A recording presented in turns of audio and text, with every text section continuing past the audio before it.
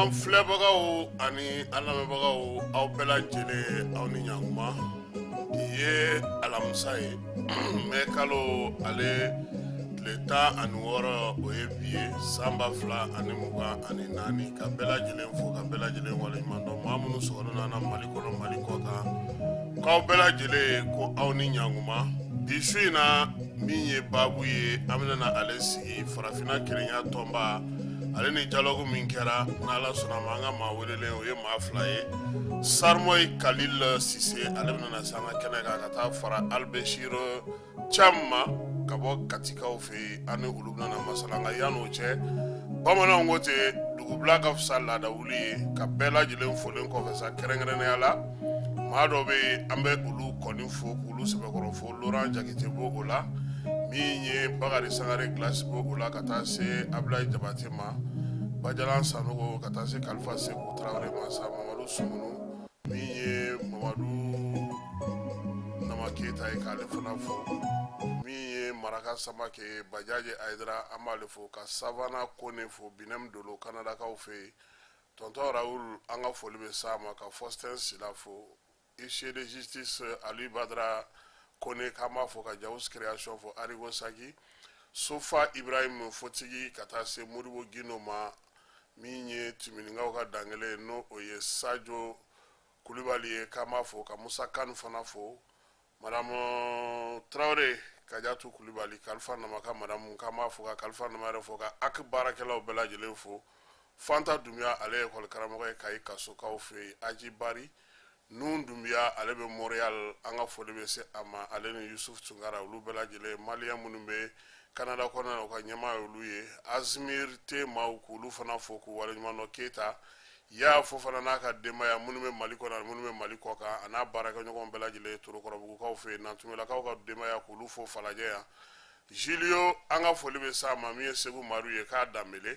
ka taa se Jaba Sidibe ma n'a bɛ Sarilakaw ka sigi la an tɛ ɲinɛ Seydou Sangare kɔ coordinateur des chefs de village le jeune Thierno Oumar As Diallo k'an b'a fana fo ka a waleɲuman dɔn Falaye i ni kɛba aw ni su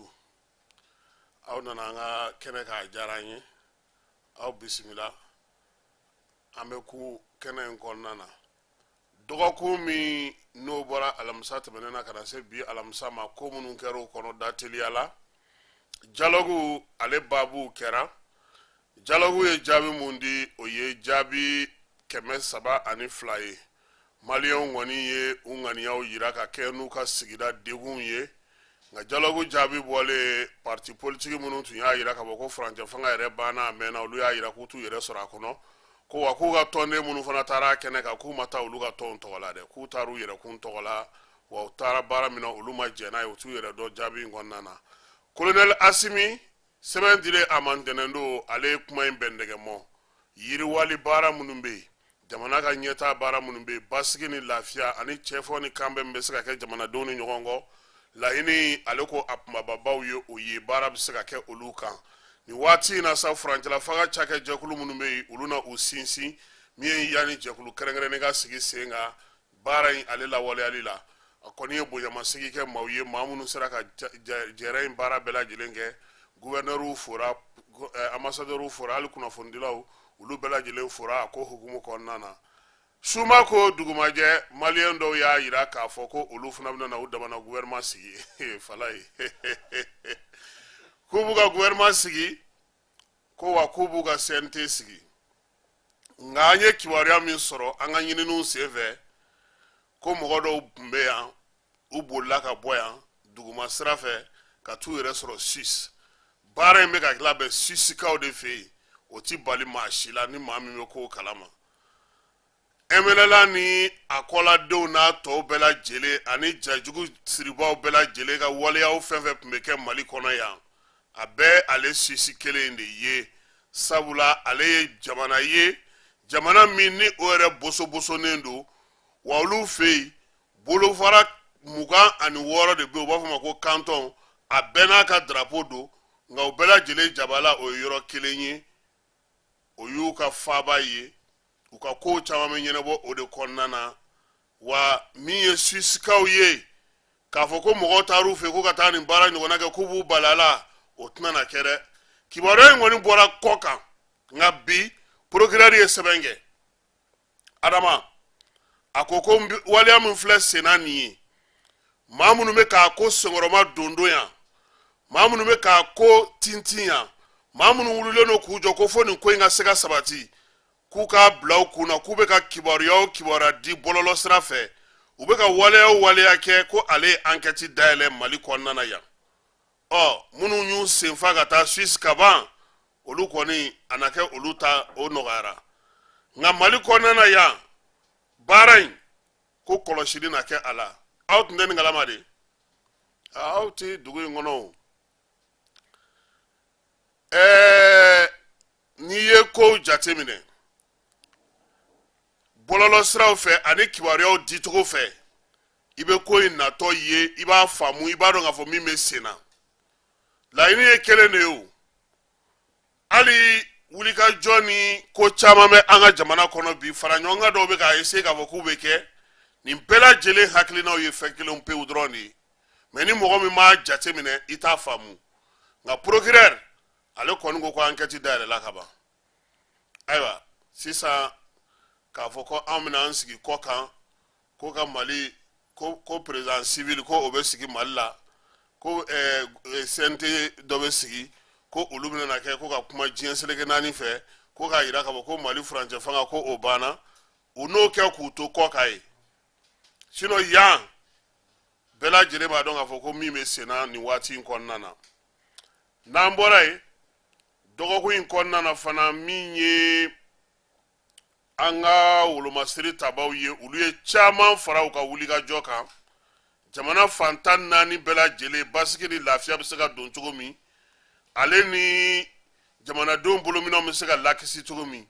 Mali ale ni Moritani u ye ɲɔgɔn faamu tɛgɛnɔ bilara sɛbɛnna sɛbɛn min na to u bɛ se ka baara kɛ ɲɔgɔn fɛ bi yɛrɛ Nouakchotkaw fɛ yen u ye jɛkulu sigi wasabulon filaw bɛna u bolo di ɲɔgɔn ma ka se ka baara kɛ jɛkulu min kɔnɔna na o lancement o kɛra bi an ka ambassadeur n'o ye Mohamed Dibasi ye ale tun b'o kɛnɛ kan Moritanikaw fɛ yen o fana tɛmɛnen kɔfɛ min ye maa caman ye jɛkulu marafatigiw la u bɛ ka marafa bila nka o bɛɛ n'a ta yɔrɔ dɔw bɛ yen degun bɛ olu la i n'a fɔ dogofirikaw fɛ yen bi wuli taara se ka kɛ bi Bamakɔkura kan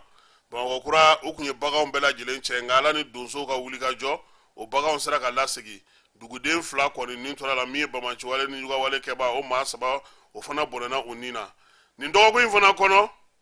an ye tasibilaw kɛ tasibila kɛra ka ɲɛsin Mamadu Konate ma ale min ka soma yɛlɛmani o san 68 o ye ɲinan ye ka bɛn mɛ kalo tile 11 ma bi sɔgɔmada in na Shogel Kokala Mayiga jamana ɲɛmɔgɔ ale tɔgɔla ale taara yiri feeren da Modibo Keita o kaburu kan Amdalaikaw ka saledon na ministriw bɛɛ tun bɛ kɛnɛ kan min ye fure yɛrɛ n'o ye an ka jamanakuntigi fɔlɔ ye a ka sokɔnɔmaw bɛɛ lajɛlen tun bɛ u tilara ka kuranɛjigi fana kɛ Shogel kɔni ko n'o y'a sɔrɔ mɔgɔ y'i ni di mɔgɔ ye faso baara kɛ mɔgɔ jɛn'a yɛrɛ kɔ mɔgɔ ye tilennenya kɛ mɔgɔ ye ladiriya kɛ ko Modibo Keita n'a jɔɲɔgɔnw y'o maa ye o kama ale min kɛra Mali jamanakuntigi fɔlɔ ye a nana colonel Asimi Goita tɔgɔ la ka na yiri feeren da ka sangafo kɛ ka ɲɛsin a ka denbaya bɛɛ lajɛlen ma Modibo ka soma yɛlɛmali o san 47 o de ye ɲinan ye ka bɛn ni mɛ kalo tile 16 ye sabula ale fatura mɛ kalo tile 16 san 1977 san a kɛra Kampala Jikɔrɔni ni Kampala kɔnɔna na a kuma cayara dɛ Amadu Jikɔrɔni tun ye procès k'a ko la a y'a procès gagné an kana jida ko bɛ sɛnɛ na an k'an pan ko kunna an ka maaya kɛ nin waati in na dusukun ka se ka suma o de ka di an ye n'an ye tasibilaw kɛ maliyɛnw cɛsirilen u timinandiyalen u wulilen don k'u jɔ suko ani dugusajɛ gɛlɛya minnu bɛ yen ko ka se ka olu ban yaasa lafiya o bɛ se ka na cogo min na yanni sanu ale ni lithium an k'an ta sɔrɔ o la sabula sɛbɛn dɔ fana sigira sen kan o ko hukumu kɔnɔna na yaasa malidenw ta kana kɛ gɔngɔnmugu ye o ko la yan'o cɛ kuranko dɛsɛ kɔni o bɛ yen denmisɛnw dɛsɛlen don ka kalan kɛ maakɔrɔw dɛsɛlen don ka baara kɛ dibi kɛra an bɛɛ lajɛlen taalan ye wa o fana kɛrɛfɛ fala ye kuran bɛ ne sigi ɲɔgɔn fɛ a tɛ ne fɛ yen o fana ye kuran modèle kura ye dɛ a phase kura do ye sisa an yɛrɛ ko nka anw jɛra ni kurantigɛ ye an ko an sɔnn'o ma k'u b'a d'an ma ɛri 6 sisan yɔrɔ ɛri 2 yɛrɛ tɛ sɔrɔ yɔrɔ bɛɛ ka ɲɛ kuma dɔ la u b'a di dɔw ma f'olu yɛrɛ bɛ ɲinɛ k'a fɔ ko kurantigɛ yɛrɛ bɛ yen tuguni yɛrɛ tellement a bɛ mɛn olu fɛ yen o b'a sɔrɔ dɔw bɛ yen olu tile 2 olu tile 3 ye nin ye SOMAGEP fana ka robinet olu fana bɛ ka bloquer u ka machine bɛ Sotiba ko o jenina Sotibakaw olu fana tɛ ka ji sɔrɔ yɔrɔ caman na min ye Burɛm ale ni Narakaw fɛ yen olu fana b'o degun kelen kɔnɔna na k'a sababuya kɛ SOMAGEP ye jiko daya ni kuranko daya nin bɛɛ lajɛlen na Amara Maliyɛnw u kɛlen don k'u jigi kɛ Ala ye k'a yira k'a fɔ ko min ye dabolo tɛ ɲanina k'u bugɔ kɔ ko fɛɛrɛ ni dabali k'o ka sɔrɔ kuranko in kɔni anw tɛ sɛgɛn a fɔli la an tɛ ɲinɛ a fɔli la a ɲinanama a bɛna degun don an ka denmisɛnninw ka examen ko la dɛ parce que ne ɲɛ bɛ denmisɛnninw na sɔgɔmada joona fɛ u bɛ bɔ cogo min na ka fara ɲɔgɔn kan ko leçon ta nin ma nɔgɔn dɛ hali o yɛrɛ o lakanako fana o bɛ taa wolo kun de la tuguni yelenw de bɛ ɲini i bɛ denmisɛnninw de bɔtɔ ye ka mɛru kogo kɛrɛfɛlaw fɛ ka taa yɔrɔw lajɛ maa minnu ka ampoule ni mɛnɛnen don ka t'u sigi ka kalan kɛ ka tila k'u cɛ ka bɔ yen tuguni ka taa yɔrɔ wɛrɛ ɲini tuguni ni kuran tigɛra olu kɔni bɛ to munumunu de la su ni dugusajɛ cɛ i ka so yɔrɔ bɛ jan i la i yɛrɛ bɛ ɲinɛ nin kɔ yɛrɛ ka to yelen ɲini na a bɛ kɛ na ko e bɛ Badilabugu ja i ye pɔn tigɛ ɲina i yɛrɛ ɲinɛ ma yelen ɲini na yɛrɛ n'i bɛ falajɛ yan n'Ala ma farati an bɛ t'i sɔrɔ Torokɔrɔ e bɛ to ko kuran tigɛra an ka taa yan fɛ aw bɛ tugu ɲɔgɔn kɔ dugu bɛ ja aw yɛrɛ b'a ye k'a fɔ ko cɛ ja ni so ka jan koyi u ka kuranko u k'a ɲɛɲini sinon ɲina a bɛ jouer examen kan a jouer no sɔrɔ kan kosɛbɛ degunba de bɛ mɔgɔw kan bi kuranko in ale y'a sababu ye fɛɛrɛ min kɔni bɛ se ka tigɛ u ka fɛɛrɛw ɲini a la AES jamanaw olu bɛ ɲɔgɔn ye la Burukinakaw fɛ yen ɲɔgɔn ye min ye jamana 3 in maa falenw ye u kɔni bɛ ka labɛn kɛ yanni minisiriw ka ɲɔgɔn sɔrɔ baara in bɛ tali kɛ min na sa o ye yiriwaliko ta nasira ye bolodi ɲɔgɔn ma sɔrɔsi ko nin ye ɲɛbila baara ye ka kɔn minisiriw olu kan ka ɲɔgɔn sɔrɔ Burukinakaw fɛ yen olu fana bɛna na sɛbɛn 2 o de baara kɛ sɛbɛn fɔlɔ ye mun ye confédération ale kan ka sigi sariya kisɛ mun kan ani politiki taasira min kan sɛbɛn 2nan o ye règlement intérieur ye min ye bɛna sigi sen kan jamanakuntigi bɛna baara kɛ cogo min ko nin bɛɛ lajɛlen maa falen minnu bɛ Mali ni Burukina ni Niger tɔgɔ la u kɔni bɛ Burukina faaba la bi u ye baaraw daminɛ ni Ala sɔnna a ma fana sɛbɛnw bɛ di minisiriw ma n'olu tilara bɛɛ la tuma min jamanakuntigiw hakili la k'a fɔ a tɛna na mɛn olu na ɲɔgɔn sɔrɔ o kɔni y'a jira k'a fɔ k'a bɛna kɛ confédération de ye a tɛ kɛ fédération a bɛ kɛ confédération de ye c'est à dire jamana minnu b'a kɔnɔ a bɛɛ lajɛlen ka yɛrɛma hɔrɔnya b'aw bolo aw ka ko bɛɛ lajɛlen b'aw bolo nka aw bɛ jɛ ko minnu na aw bɛ jɛ k'olu kɛ sɛbɛn min na o sɛbɛnw de dilanni o bɛ sen na ɲɛmɔgɔya bɛ ta cogo di a kɔnɔna na jɔnni bɛ kɛ nin ye a bɛ kɛ kalo joli ye a bɛ kɛ san joli ye an b'a dayɛlɛ mɔgɔw ye wa an bɛ se ka faransi don a la wa an bɛ se ka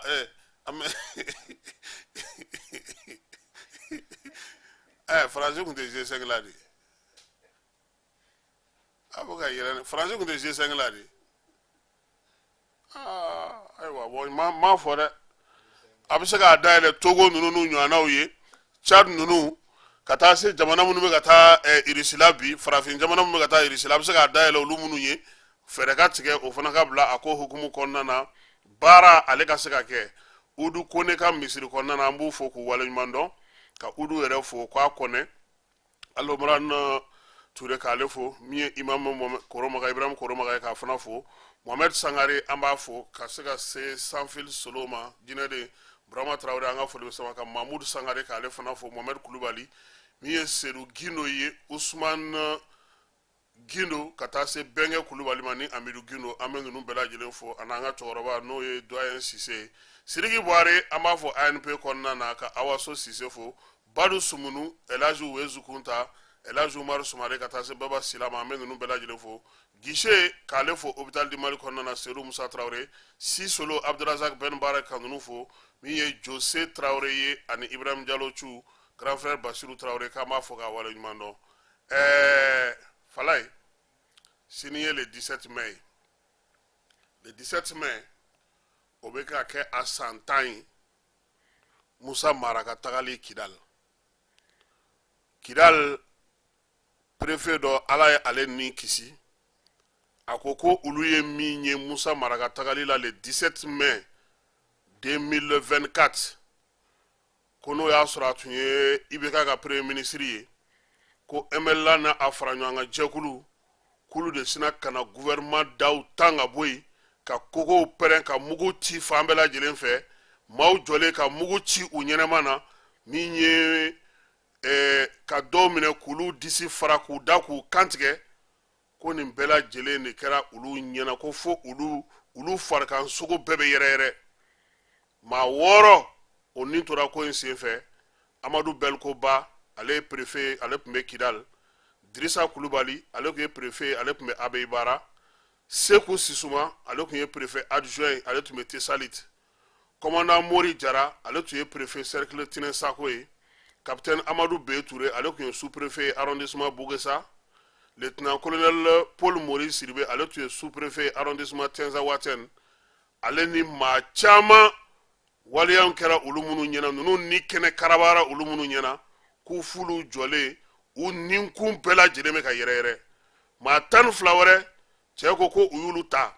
ka bɔrɔ don u kun na ka t'u fili soni dɔ kɔnɔ ka datugu u da la ka mɛn fo ka fiɲɛ tigɛ olu la ko so in ye 2 mètres 50 de ye ko fenêtre foyi tun tɛ a la ko wa ko bɔcogo foyi tun tɛ maa si bolo k'a fɔ k'i bɛ se ka taa yɔrɔ la olu ninakili bɛɛ lajɛlen jɔlen ka fɛn bɛɛ lajɛlen kɛ u bɛ ɲinɛ tuma min na u nana sɔrɔ da in yɛlɛla k'u fili dukɛnɛ dɔ kan ka ji seriw kan ko nin waleya cɛjugu in ko nin de kɛra olu la nin don in k'u kɔni bɛ dugawu don kɛ sa maa minnu n'olu ni tora nin waleya in senfɛ k'Ala ka u dayɔrɔ sumaya k'u y'a kɛ Mali ko de la ko Mali k'a dɔn u ye Falaye bi i b'a dɔn kɛlɛkɛcɛ minnu ye baara kɛ Kidal kɔnɔna na i b'a GTA tɔgɔ dɔn a GTA tɔgɔ ye ko Askia GTA Askia cɛw u mɛnna kɛlɛ la nin waati in na kɔrɔnfɛla la wa bi olu de agɛlɔg b'olu de fana bolo wulikajɔ caman bɛ yen olu de bɛ k'o kɛ bi i b'a dɔn kɛlɛ ka di nka sɛgɛnnafiɲɛbɔ fana ka fisa a la dɛ n'i ye dɔ kɛ i kana dɔ ka taa bila i nɔ na o bɛ sɔn k'a ko in fisaya kosɛbɛ nka an b'u fo k'u waleɲuman dɔn u ko bi k'u ye munumunu salo dɔ kɛ ka taa fo ani Algérie dancɛ la ka tila ka segin ka na tuguni k'o de bɛ u bolo ko yaasa halisa ka yɔrɔw kɔlɔsi bamancɛwale ni jugawale kɛbɔ u kana na tuga si la k'u bɛna na dangari ko daga sunɔgɔ tɛ yen koyi ko yɔrɔ in kɔni bɛ u bolo de su ani tile ko wa ko waleya cɛjugu minnu kɛra Kidal kɔnɔna na 2024 maa ma lakali olu ye dɛ 2014 maa ma lakali olu ye koyi olu ɲɛ y'a ye de salon ko fana kɛlɛ novembre kɔnɔna na maa ma lakali olu ye olu y'a ye de olu y'a kɛlɛw kɛ de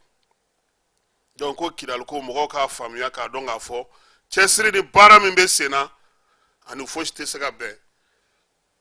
an b'u bɛɛ lajɛlen fo Musa Jara an b'ale fo Yaya Jara k'a fɔ Gawusu Jara tonton Alu So k'a fɔ k'a waleɲuman dɔn professeur Ali Nuhu Jalo madame Sikatu So Bayiba mairie du district kɔnɔna na Sori Kɛmɛso Mamadu Baba Dukure an ka foli bɛ s'a ma an ka cɛkɔrɔba don Nuru tɔgɔ filaw Kayikaw fɛ Mojiba Baba Numanzana Sulemani Yata Sayi Sultu Sul k'an ka foli bɛ s'a ma ale bɛ bɔ Kori an zekaw fɛ yen Masiri Yata Sayi k'a fɔ ATT Bugu la Iliasu Guro Douaza député don ko ani fama ani tile fila Jawara Sotaraka kɔnɔna na ka Falen Kulubali fo Tɛnɛ Musa Bagayogo min ye monsieur le ministre Tcherno Oumar As Diallo le génie k'an ka foli bɛ s'a ma Siriman Bacili monsieur le maire k'an b'a fo an tɛ ɲinɛ Jaba Sidibe kɔ ni ale bɛ salilakaw ka sigi la nin waati in na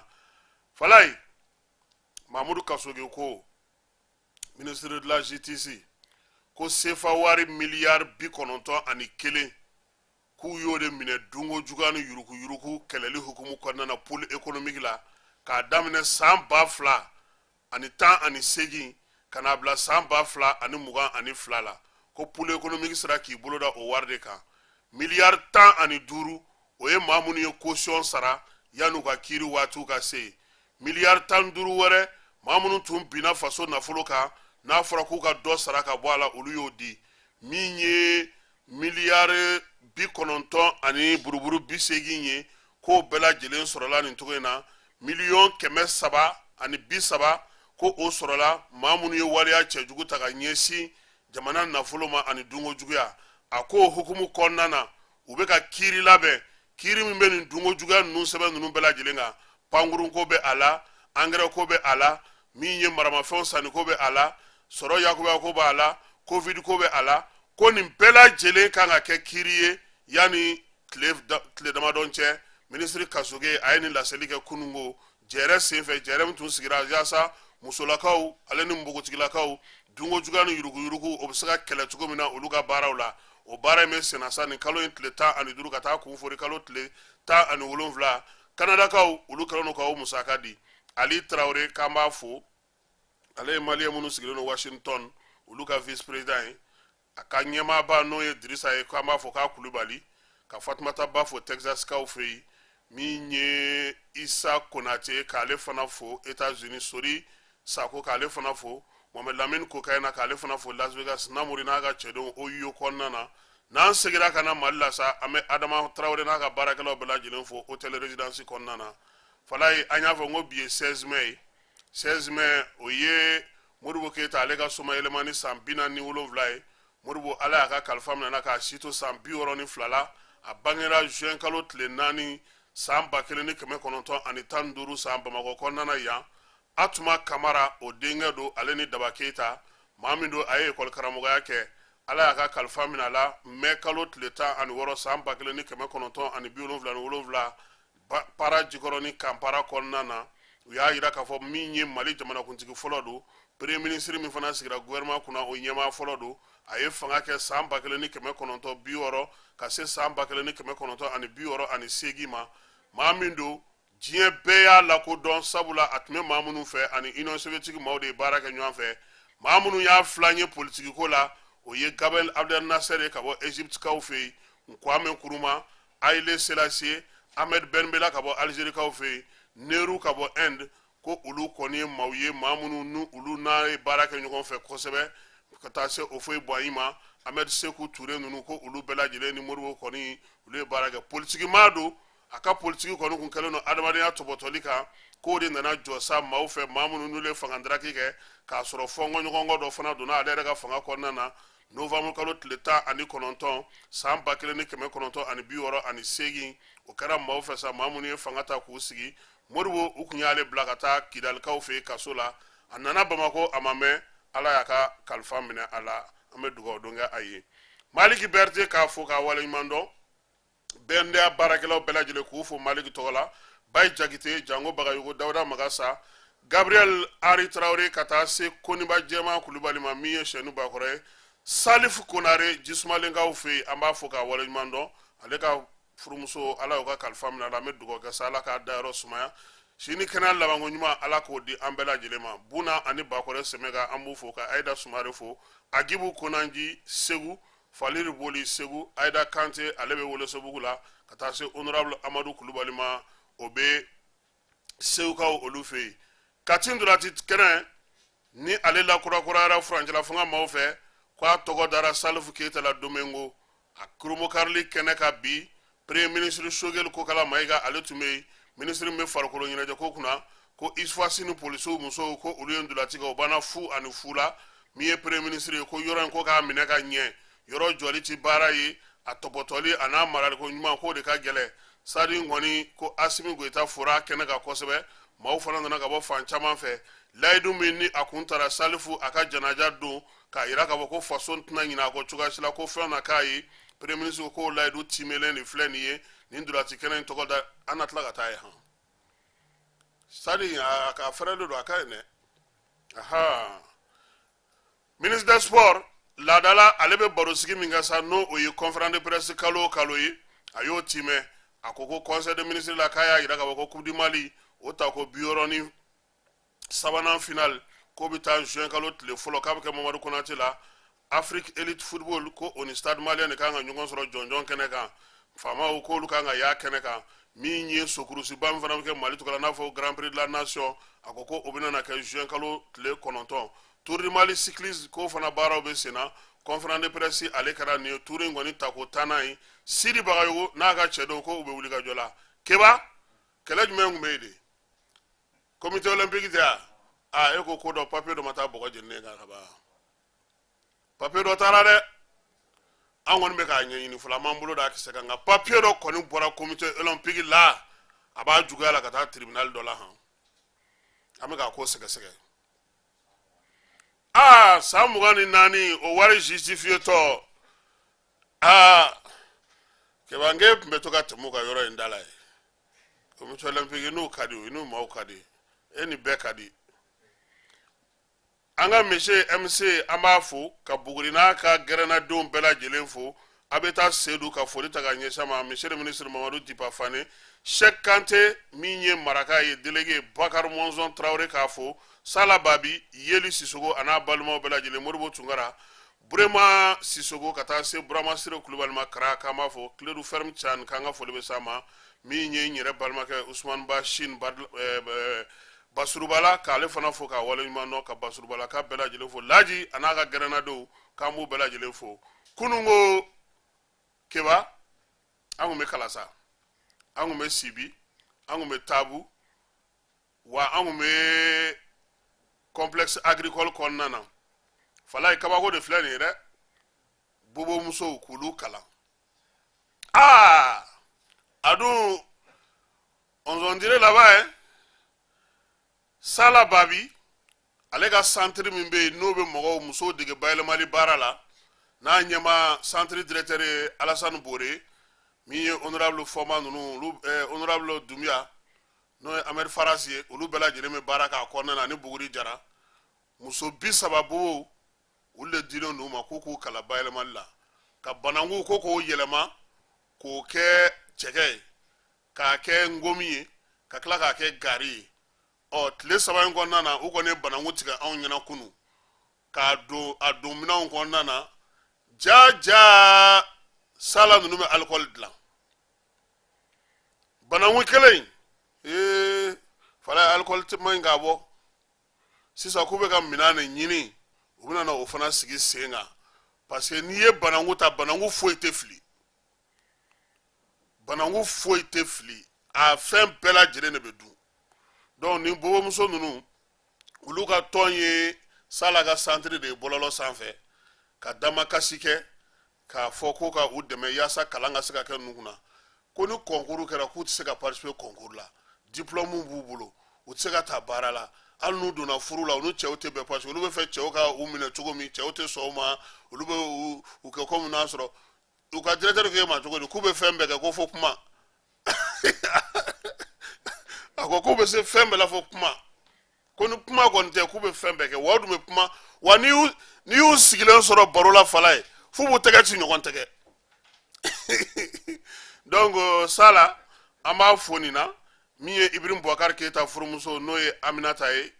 ko Aminata Mayiga ye ale fana ye a ka fondation mɔgɔw ka mobili bila o k'u ta ka taa n'u ye kalankɛyɔrɔ in na yaasa u bɛ se ka kalan in kɛ cogo min na ka ɲɛ tile 3 don n'Ala sɔnna a ma a ko kun kan ka cɛ nin kalo tile 17 an bɛ CAC maaw fo Sibikaw fɛ yen ka Sibikaw bɛɛ lajɛlen fo Konate dugutigi ka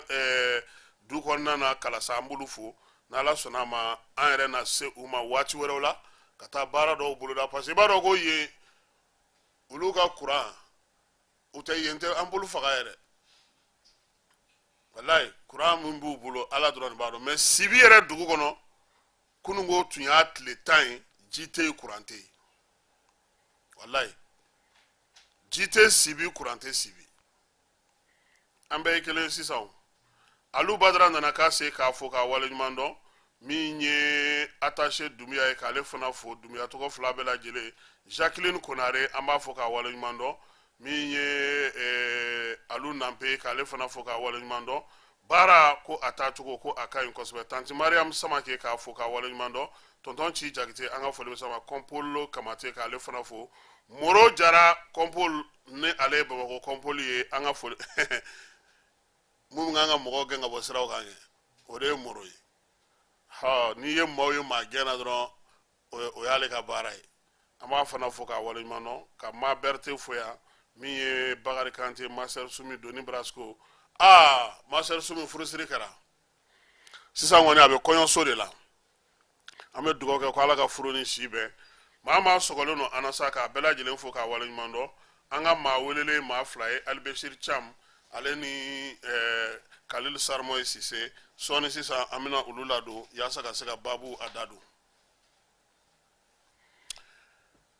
an bɛ jɛka optiki maaw jɛka optiki baarakɛlaw olu bɛɛ lajɛlen fo nin kɛnɛ in kan yan min ye école kalajata ye k'olu fana fo Aba Titanic kɔnɔna ka foli ta ka ɲɛsin ma pressing dag maaw k'olu fana fo Kanutɛ n'a ka baarakɛlaw Omo n'o ye Mali fura ye an ka foli bɛ s'olu ma honorable Kuse Tera k'a fana fo k'a waleɲuman dɔn Savana Kone Malik Bazoum Segukaw fɛ yen an tɛ ɲinɛ olu kɔ Amadu Lasana Konare Isa Kaba ka taa se Fanta Tomota ma Amadu Moribo Sanogo ani Yusu Karabati k'u bɛɛ lajɛlen fo Jangene ni Mas k'olu fana fo Voix du Mali kɔnɔna na Amdalayi Isa k'a fana fo k'a waleɲuman dɔn maa minnu bɛ yen sisan n'olu kɔni sɔgɔlen don an na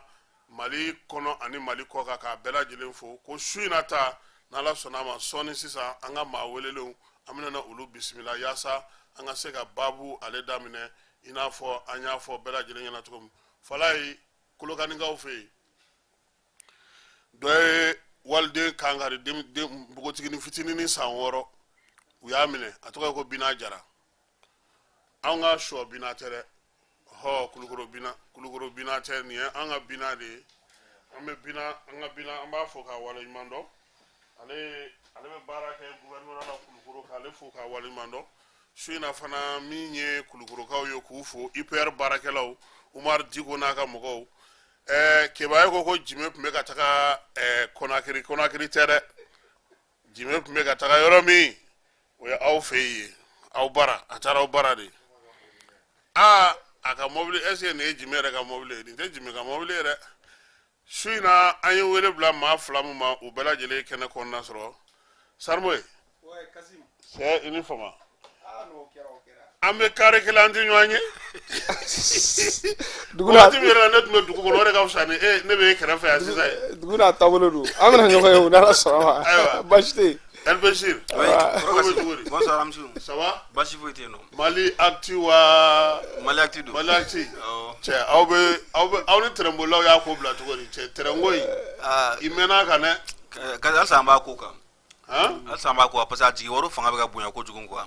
mais an bɛ a traitement kan an bɛ sɛgɛsɛgɛli ni ɲɛɲinini dɔw la ni Ala sɔnna ma an bɛna bɔ n'o kɔnɔ kuma donna nataw la Ala k'a ɲɛ ka d'an ma amina rabi Sarmoy nin dɔgɔkun in na an ye i ye Memorial Modibo Keita la aw tun bɛ ɲɔgɔn ye dɔ la ko panafricain an b'a dɔn fana k'a fɔ dɔgɔkun fana bɛ yen n'o ye semaine de l'intégration ye aw ka jɛrɛ min kun sigira o don a kun kɛkun ye jumɛn de ye aw ka laɲini ye mun ye merci beaucoup Kasim n bɛ segin k'i fo a kɛra fama ye i ni fasojɔ i ni cɛsiri dɔɔni bamananw b'a fɔ ko ɲinanbali sɛgɛnbali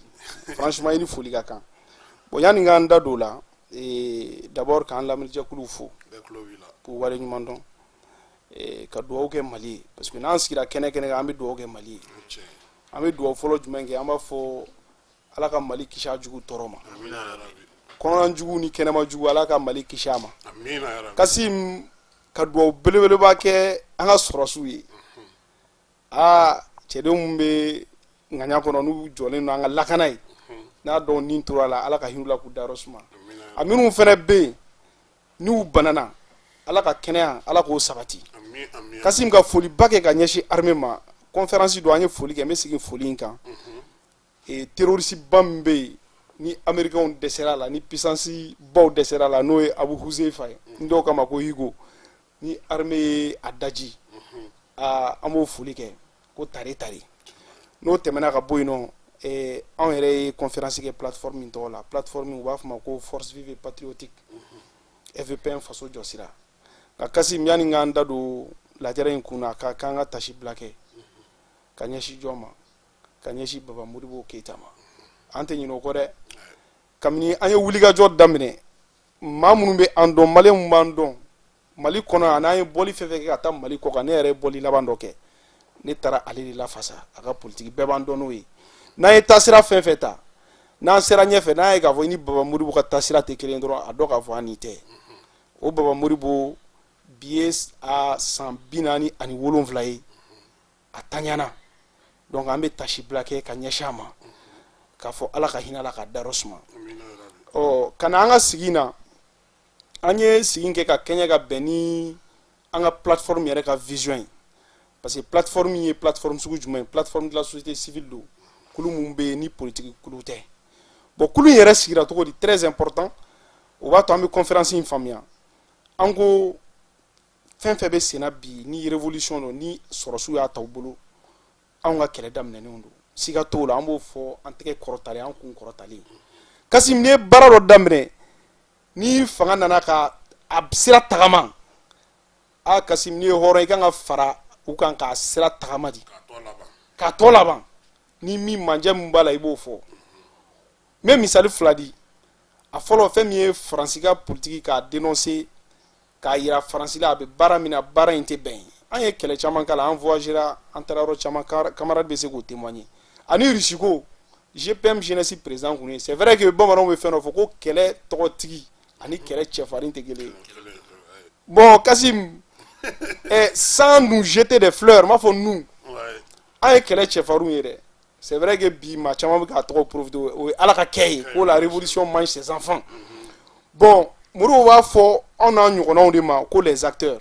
o Modibo kelen b'a fɔ ko si les acteurs deviennent des spectateurs c'est la fête des brigands bon an tɛ se k'an sigi ko révolution ye tiɲɛtɔ la an m'an sen don a la o kun kɔnɔna na an ye plateforme sigi k'a fɔ an ka fanga n'u ye sira fɛn fɛn ta ni fasojɔ wale don ni Afrika kelenya wale don an b'a kɛlɛ kɛ o kun kɔnɔna na an ye conférence in kɛ ka kɛɲɛ ka bɛn ni thème jumɛn ye o AES Alliance des États du Sahel an yɛrɛ kun y'a kɛlɛ daminɛ ni tɔgɔ wɛrɛ ye o y'a sɔrɔ Niger ma minɛ fɔlɔ an ko Guinée ni Mali ani Burkina ka fara ɲɔgɔn kan ne yɛrɛ y'a conférence ba kɛ ka tɛmɛ ka kɛɲɛ ka bɛn ni Modibo ka vision ye bon n t'a dɔn ni temps b'an bolo quoi parce que a kana kɛ maaw kɔnɔ dɔrɔn ko mɔgɔw y'u ta k'u fili kɛlɛ la ten dɔrɔn que su ko dugusɛjɛ dɔrɔn non ça veut dire que combat circonstanciel quoi parce que bibi na qu'est-ce qui se passe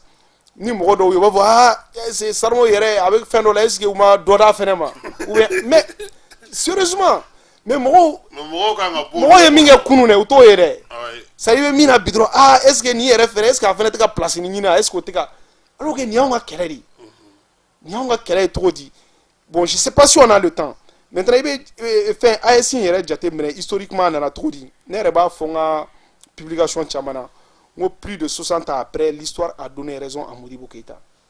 Modibo Keïta ka kɛlɛ kun bɛnnen don an bɛ se k'a fɔ AES ka nin vision de ma parce que n'a fɔra AES an tun bɛ k'o de expliquer conférence la a kana kɛ mɔgɔ kɔnɔ ko AES in dɔrɔn ko a dan ye Burkina Niger ani Mali non an ka AES bɛ fo sanfɛ maintenant pour que k'o laɲɛnamaya mɔgɔw k'a dɔn u k'a faamuya o de la an bɔra ni mɔgɔ ye fo Comore Comoriens de kun b'an fɛ yen Conseil national pour la restauration de la République du Comore maa sugu jumɛn kun an ma na n'u y'an kunfɛ dɛ parce que lasigi dɔ kɛra Russie la Comore président n'ale kun ye Union africaine ɲɛmɔgɔ n'o ye Azali Assoumani ye parce que ale ye Faransi jɔn ye bɛɛ b'o dɔn a la maintenant pour que k'a yira Faransi la k'a fɔ ko n b'aw ka jɔnya la n b'aw ka baara la ale y'a ban k'a tɛgɛ di Assimi ma ani Ibe ma u bɛ photoba min fɛnɛ ta k'a tɛ don photo in na o de la ne fɛnɛ ko n ko problème t'a la pour que mɔgɔw k'a dɔn k'a fɔ panafricanisme bɛ dugu bɛɛ la panafricanisme bɛ Côte d'Ivoire a bɛ dugu bɛɛ la a bɛ yen peut-être k'an da bɛna s'o ma donc an bɔra ni Comoriens de ka na n'u ye u kana témoigner k'a fɔ k'u ka président ye min kɛ olu ils reconnaissent ça veut dire que l'acte est honteux ka tila ka na fɔ fɛnɛ k'olu nana pèlerinage panafricain de la Mali la pèlerinage ye mun ça veut dire que ils sont venus apprendre des Maliens ko mais ko anw bɛ parce que u ka ɲɛmɔgɔ yɛrɛ tun ye cɛkɔrɔba de ye cɛ ko anw bɛ nin min na ko anw ye nin daminɛ à quel âge ça veut dire que k'olu bɛ kabakoya Maliens de la bon an y'a yir'u la k'a fɔ dɔ wɛrɛ tɛ Mali histoire n'i y'a ta k'a jateminɛ le Mali est un peuple révolutionnaire à la base c'est à dire Malien den yɛrɛ taabolo ye nin ye quoi an tɛ sɔn jɔnmaya ma wa panafricanisme a b'an joli la à travers Modibo Keïta o Modibo n'i y'a jateminɛ Kasim en 1956 ni temps m'an bolo n bɛ o historique fitinin kɛ teliya la an bɛ a to pour que n'est-ce pas camarade Cham problème t'a la e fana k'i ka te bin fɔlɔ n ka te bin fɔlɔ te Azimiri ta fɔlɔ i ka dɔ foro la ka dɔ foro la merci bien an y'a ye k'a fɔ aw ye kɛlɛ caman minnu don waati dɔw la c'est vrai aw minnu y'aw lakodɔn kosɛbɛ yɛrɛ kosɛbɛ o ye sirako in ye aw caman kɔni yɔrɔ fɛ mais ka kɔn o ɲɛ farafinna kelenya kɛlɛ in aw tun bɛ a la mais munna aw nana tunu o kɛlɛ in kɔnɔna na ka kɛlɛ yɔrɔw ta olu bila o sanfɛ parce que wagati la anw y'a ye k'a fɔ o de tun y'aw ka sinsinbere yɛrɛ surtout Modibo Keyita tiɲɛtabaga kɛlɛ o de tun ka ca aw tun b'o de baara kɛ ka caya. Kasimi ka ɲininkali diyara n ye kosɛbɛ i b'a ye k'a fɔ ko transition in kɔnɔna la ne yɛrɛ caman tunna pewu malidenko la mali jamanako in yɛrɛ la parce que génération dɔ de tun bɛ mali in kɔnɔna la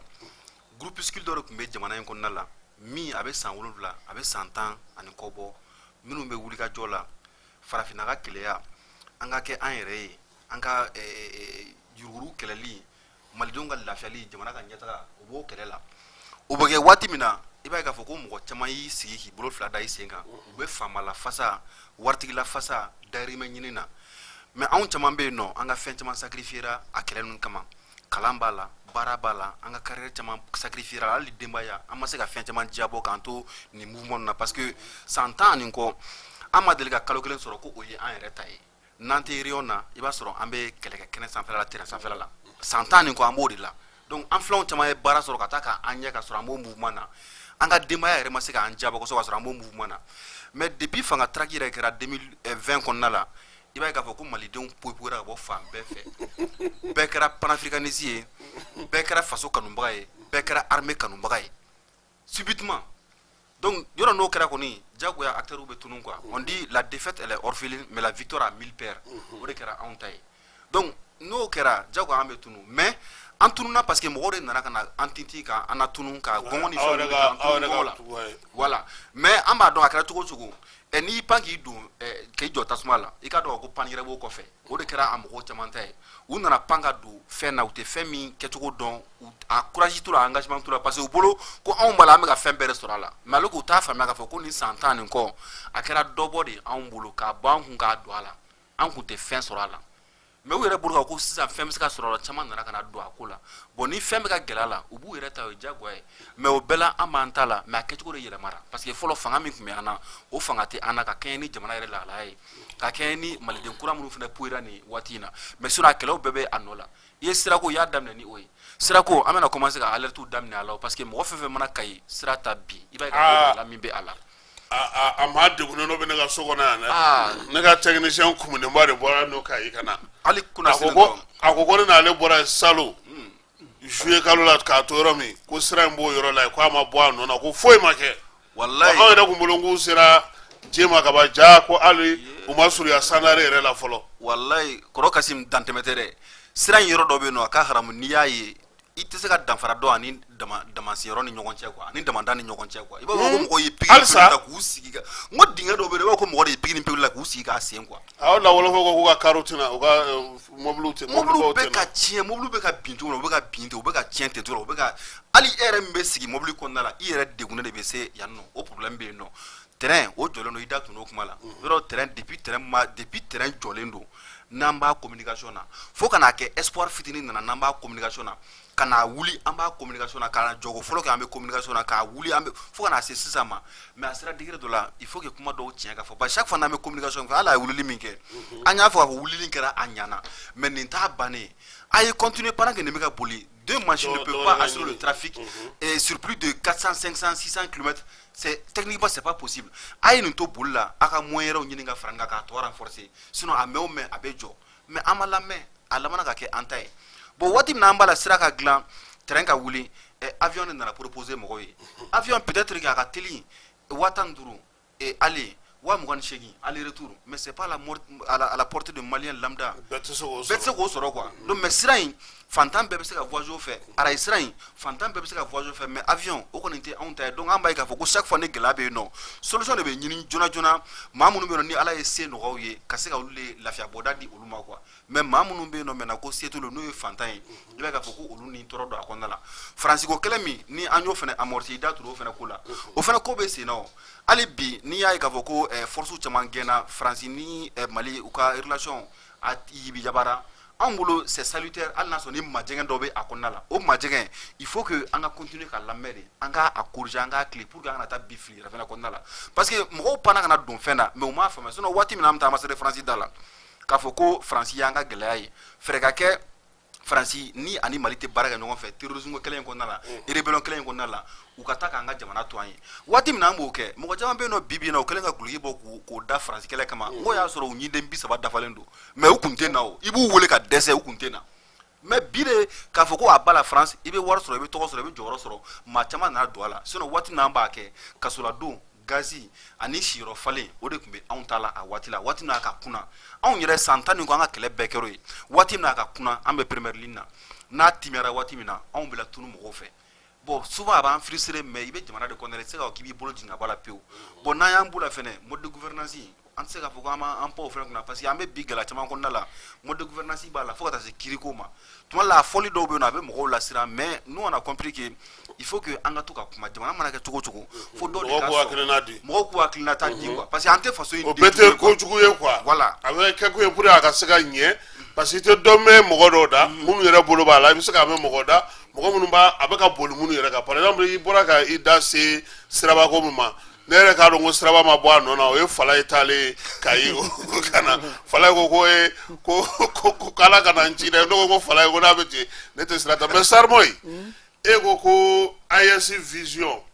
ko ye Modibo Keyita ka vision ye ko mais k'an kana bila an kunna k'a bɛ dan Burkina ni Mali ni Niger ma o kɔrɔ vision global wɛrɛ de b'a la wa bon vision global wɛrɛ b'a la anw fɛ parce que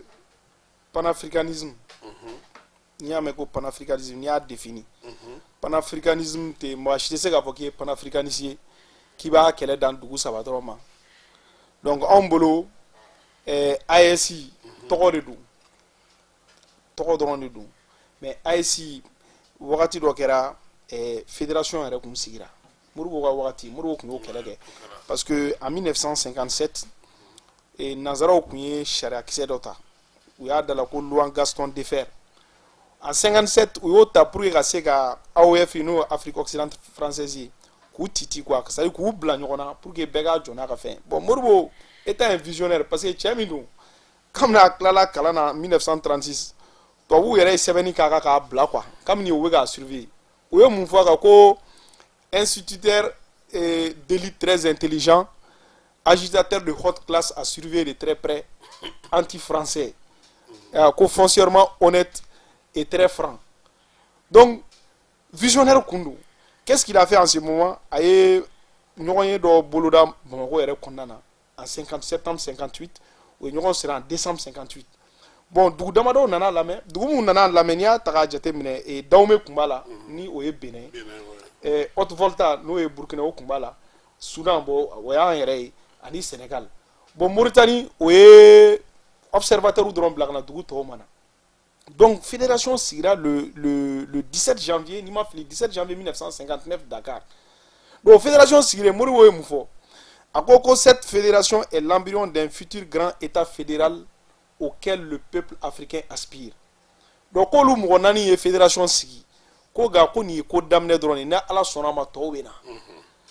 donc o kɔnɔna na tubabuw ma sigi u ma jɔ parce que u y'a ye k'a fɔ olu m'a dabɔ nin kama olu y'a dabɔ de u ka fara donc u ye togo kɛ ka nin dugu 3 fɛnɛ nɛgɛ ka bɔ a la o ye ne la fédération ni Mali yɛrɛ nana sigi Mali ani Sénégal Soudan ni Sénégal en avril 1960 voilà 1959 ka Modibo ko ɲɛmɔgɔ ye bon fédération de fɛnɛ nana ci le 20 août 1960 donc o yɛrɛ cilen Modibo m'a bila Modibo seginna ka na de ka na congrès extraordinaire kɛ ni USRDA ye ka sɔrɔ ka Mali ka indépendance proclamée le 22 septembre 1960 donc au kɛfɛ juste u ye jɛkulu dɔ sigi min y'anw yɛrɛ hakili jigin AES la UEA Union des États de l'Afrique Ghana Mali ani Guinée c'est-à-dire Kwame Nkrumah Sékou ani Modibo donc l'histoire se répète Kassim dugu 3 de fɛnɛ bɛ ka AES ko daminɛ olu de bɛ ka daminɛ maintenant an ka baara kan ka kɛ mun ye camarade ye fɛn dɔ fɔ a b'a to min datugu o la kɛlɛ in anw de y'a daminɛ Kassim c'est-à-dire an bolo an kun kɔrɔtalen de bɛ kuma yɔrɔ bɛɛ quoi Kéba ninnu bɛ yan comme il a l'habitude de le dire un révolutionnaire ne démissionne jamais ni yɛrɛ y'a ka pelle ta dɔrɔn n b'a ta n'o de mais il a raison donc m'o de fɔ n profiter k'a fɔ camarade o yɔrɔ la c'est-à-dire a kana k'u ye recul ta a kana recul ta c'est-à-dire que l'histoire i b'a dɔn quoi Kassim la roue de l'histoire tourne tiɲɛtigiw bɛ na dɔn i ye mɔgɔ minnu fɔ mun nan'u yɛrɛ fili fɛn na ne yɛrɛ b'a fɔ ma ko les nouveaux patriotes ça veut dire que u t'a dɔn révolution yɛrɛ daminɛ kɛlɛ in yɛrɛ bɛɛ ɲagami parce que ɲuman ni kolon ma se ka dɔn ka bɔ ɲɔgɔn na o wagati natako de tun b'a la kosɛbɛ ani jɔyɔrɔ ɲini ani yɛrɛmakara a bɛna dɔn Kassim a bɛna dɔn sinon an ye proposition mun kɛ ça veut dire que mɔgɔ mun yɛrɛ tun bɛ kɛlɛ kɔnɔ yɛrɛ ni camancɛ fanga yɛrɛ kun sigira ni u kun y'a dɔ ta k'u bila fɛn na hali n'u ma dɔrɔmɛ di misaliya la CNT hali n'a sɔrɔ u kun ye révolution n'u bila CNT kɔnɔ k'u tɛ ka dɔrɔmɛ di n'a fɔ a bɛ ka kɛ Burukina cogo min na Kassim an kun bɛ taa si ka baara kɛ wallahi bilahi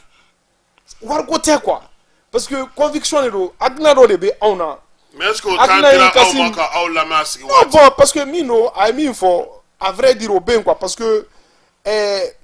bi na malheureusement ni tɛ pɛrɛn-pɛrɛn ni tɛ lafasaliw kɛ i tɛ lamɛn il faut i ka to ka lafasali kɛ i ka nkalonbaw tigɛ i y'a faamu i ka fɔ misaliya la ko citerne 60 bɛ ka bɔ Russie la f'i k'o fɔ courant tɛ tigɛ tuguni bon alors que non énergie kɛ alors que révolution ye fɛn dɔ de Kassim révolution tiɲɛ de bɛ fɔ révolution kɔnɔ révolution ma nɔgɔn dɛ o la ne ka conférence bɛɛ la Mao Tse-tung ka fɛn dɔ bɛ yen n bɛ to k'a fɔ a b'a fɔ ko la révolution n'est pas un dîner de gala elle ne se fait pas avec autant de romantisme que la révolution est très violente elle est très dure parce que révolution ye ne ka na système dɔ kasi bon révolution sɛgɛn b'a kɔnɔ quoi il faut que tiɲɛ ka fɔ mɔgɔw ye tiɲɛ ka fɔ parce que yɔrɔ ni tiɲɛ fɔ maliyɛn filɛ nin ye non tiɲɛ ka fɔ maliyɛn pɛrɛnnen don révolution kama dɛ franchement maliyɛn bɛ fo Kassim transition in maliyɛnw tugura a kɔ cogo min na wallahi ne hakilina tigɛlen don a kan k'a fɔ ni tiɲɛ ka fɔ quoi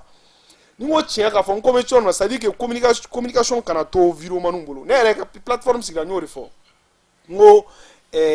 an ka hakilina ye de ka se ka camancɛ fɛn u ka fɛn fɛn bɛ ni fasojɔ wale don ani Afrika kɛlɛya wale don a b'a kɛlɛ kɛ mais n ko kɛrɛfɛ an bɛ kɛ sentinelle de a bɔra ka nin min fɔ sisan parce que adamaden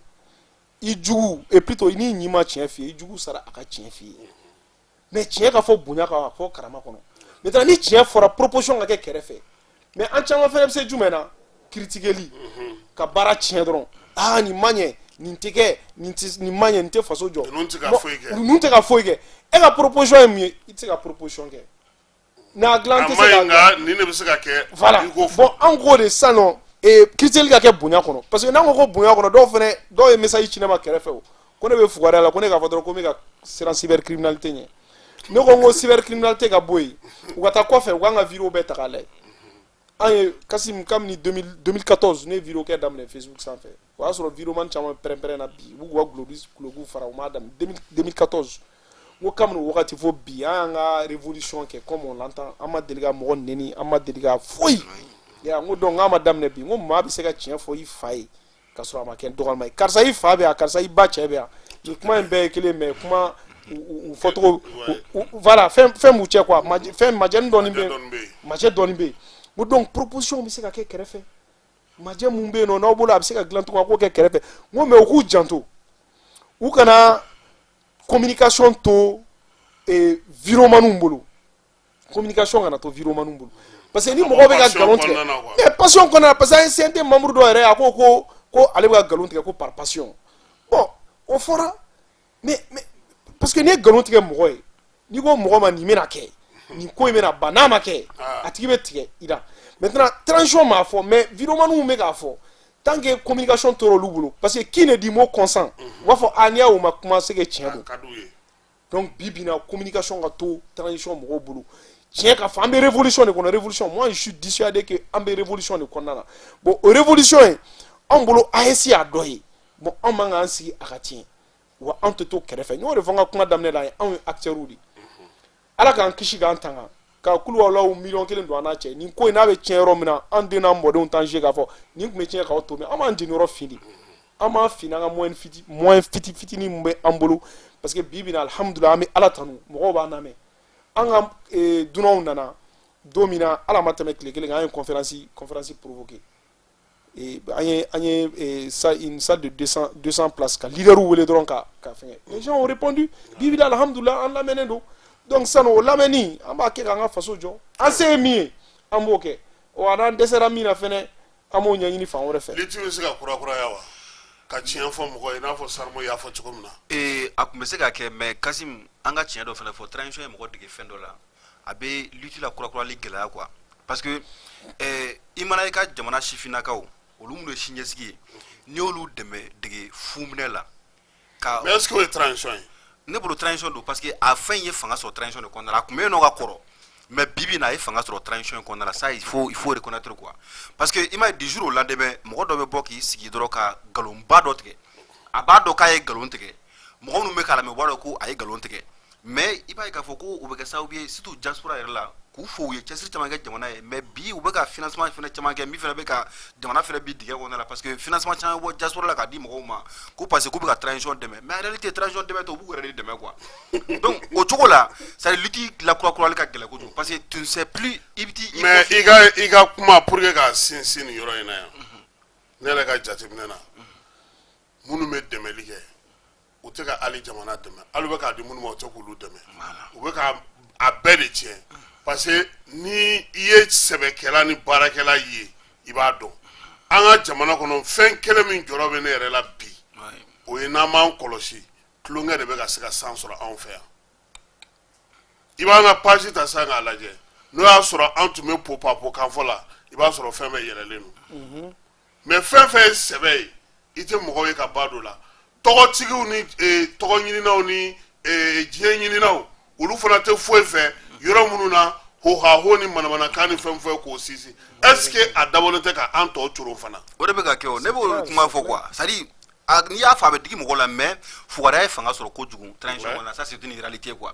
parce que i b'a dɔn mɔgɔ min bɛ baara kɛ a wɔsiji la mɔgɔ min bɛ baara kɛ ni faso kanu yɛrɛ ye o bila nɔgɔ de ye quoi donc souvent yɛrɛ a bɛ fɔ anw ma k'a fɔ ko non aw ye kɛlɛ kɛ déjà n'a y'a kɛ jamana kama aw kana aw sigi a fɛn ma kɔnɔ quoi il faut que ne ka nɔgɔ b'o kuma la bi quoi et Sarmo y'i da tun a kuma la les organes de la transition n'i kun y'anw ka wo caman na bi san b'a sɔrɔ an bɛ ka miirinaw ɲini ka fara ɲɔgɔn kan an ta ka mɔgɔ wɛrɛ taw ɲini ka kɛ documents ye k'a proposer mɔgɔ ninnu ye k'a fɔ an ka taa nin sira fɛ jamana ka hɛrɛ bɛ nin na parce que san 10 nin kɔ an bɛ kɛlɛ la kalo kelen an ma de k'a sɔrɔ ko an yɛrɛ ta ye wa on a une chance an ka sifinya galabu bɛ an na an bɛ yala an bɛ taa Mali fan o fan hali n'an taara yɔrɔ la ko bugudani de don an ni ye duguladenw an bɛ sigi an bɛ kuma gɛlɛya min b'u kan an b'o recenser donc an bɛ fɛn caman dɔn jamana in na jamana ɲɛmɔgɔ tɛ min dɔn parce que an bɛ taa yɔrɔ caman na mɔgɔw b'u sigi u b'u kɔnɔ dayɛlɛ anw ye ni faamaw taara min tɛ se ka fɔ faamaw ye o bɛ fɔ anw ye panparanpan an fana b'a bɛɛ fara ɲɔgɔn kan n'a fɔra b'an bolo an b'a layɛlɛ pour que a ka se ka changer mais non chaque fois n'a fɛra dɔrɔn ko non bon sisan aw ye kɛlɛ kɛ fanga yɛlɛmara aw ka taa kɛrɛfɛ maintenant c'est denw dɔgɔninw teriw jɛɲɔgɔnw olu de bɛ na et ça va être l'éternel recommencement quoi parce que o de y'a tiɲɛ kunun o de bɛ tila tun k'a tiɲɛ bi fana o de b'a tiɲɛ toujours donc il faut que mɔgɔ minnu bɛ jamana fɛ mɔgɔ minnu bɛ sɛgɛn fɛn min nɔfɛ n'i y'a kalifa o la o b'a minɛ ka ɲa mais i ma sɛgɛn fɛn min nɔfɛ ka wuli ka bɔ clim kɔrɔ dɔrɔn ka na i sigi. i bɛ ka Daniba ka kuma fɔ dɛ celui qui se bat pour la chose. Ah, la chose c'est pour lui. Voilà. Après t'es toujours là quoi. Donc il faut que on arrive à un moment donné parce que mɔgɔw bɛ fɛn caman fɔ maliyɛn ka ko la maliyɛn tɛ jɔnmaya fɛ maliyɛn tɛ nin fɛ maliyɛn tɛ nin fɛ a bɛɛ tɔ bɛ ka dala kuma dɛ mais n'i ye maliyɛn ka comportement ta a bɛɛ tununa ka bɔ yen nɔ fɛn fɛn tun bɛ yen nɔ k'an kun b'a kɛ dɔw ye. Voilà. An ka kɛ maliyɛn dɔw ye. Voilà. Voilà bon parce que i b'a dɔn a cayara kojugu o de y'a to n'i bɛ kuma dɔrɔn i b'a fɔ ko maliyɛn quoi. Hali o bɛɛ la dɔw bɛ yen olu t'a la. Voilà sinon voilà parce que i b'a dɔn tiga jama de cayara kojugu quoi. Donc en ce sens que on s'est dit que an y'an disi gosi ni fɛn o fɛn ye o bɛɛ bɛ ka tunu dɔɔni est-ce qu'il n'est pas préférable que an ka segin an kɔ wa an ka segin an ka valeur la maliden bɛ tanu ni fɛn o fɛn ye an ka segin o bɛɛ lajɛlen ma parce que fɔlɔ i tun bɛ maliden tanu ni tilennenya ni ladira ni fɛn o fɛn maliden caman bɛ yen nɔ olu y'o sira bila kojugu et a contamination fanga bɛ ka bonya kosɛbɛ moi je pense que an bɛ don min na ko bi la lutte an bɛ se k'a réparer mais a bɛ gɛlɛya de parce que c'est difficile mais pas impossible et n'ala sɔnna ma an b'a ko ka fɛnɛ parce que Sarmo ye yɔrɔ dɔ fɛnɛ fɔ que j'appuie beaucoup an bɛ Mali de kɔnɔna la an ye kɛlɛ daminɛ a mɛnna an ye énergie ni temps caman consacré à la et c'est pas le moment de baisser les bras par rapport à cela et nous allons continuer à réorganiser parce que kɛra cogo cogo espèce dɔw bɛ yen nɔ qui sont en voie de disparition mais a kelen ninnu bɛ yen nɔ halisa a kɛra cogo cogo mɔgɔ bɛ ɲɔgɔn sɔrɔ quand on retourne en 2014 an caman ye ɲɔgɔn dɔn Sarmo ninnu kɛmɛ ninnu ni mɔgɔ caman bɛ yen nɔ mais hakilina de y'an se ɲɔgɔn ma sinon an ma bange yɔrɔ caman na yɔrɔ kelen na an ma kalan kɛ yɔrɔ kelen jango ka denmisɛnninya kɛ yɔrɔ kelen na mais hakilina et réseaux sociaux ye o tɔ nɔgɔya mɛnna k'an fara ɲɔgɔn kan et depuis o kɛra bi an bɛ ɲɔgɔn kan i b'a fɔ ko on a tout le temps vécu ensemble alors que Mali ko kɛlɛ de y'an se ɲɔgɔn ma et hali bi o kelen de b'an bolo peut-être qu'on peut avoir des divergences d'idées et points dɔw la ou bien gestion dɔw la mais n'empêche que tal ne femme classe yambe kuma et on parle du Mali chaque fois autour du thé amanga kilo fara ngonka ay sifina ka wi mais jamana kanumbe ana mais antela mais est-ce que nyemogo rebe miria taga nyesi sifina parce que ali bi ibe nyemogo ya joro laje mo bunu plano no bara la anga jamana kono malheureusement ni wakati ura nebe nyere nyini nga mo mbe ko obe ministre so kuna ko nga bara di mo ko mabaka mo ko bla bara de nebe nyini ngal ka baka mbarake mimbe ko ko bla lo shifu kuna nebe nyini ngal ka baka mbarake ministre mbe ka be kalango kuna baka munke sininye sigi ani jamana takanyela fendo be ibu ye yere bi yere nyini nga ni mesaka ke tuko de anga jamana kono bi eka école tay ka la jodro nye démocratie mo hodo ka papier do kala aye démocratie alpha ka santantanu ay fen chama fo ay alpha e barabam nga monima munige mais ne tumbe fe aka o konna ko ngabo ko alpha e izine do jo ou ba barakaro do créer obe senga alibi ou bien école ko asira ka sero be mais ale nyina na ka fo ko école ko ni mo kuma na bi ni afre ka fo tiena ni fen tiena démocratie la o école ko ni do école tiena ni école tien iye mo ka sinia sigi de tien o degu mi an kan bi o de be ka enseigne ko sebe parce que la moment tu me follow o te bi ni ye duo duta ou be e ka bo kene ma dro e ka do den fe la igi bolo da ka be kina al ni yere wolo ko rega dino ate kisi no ma do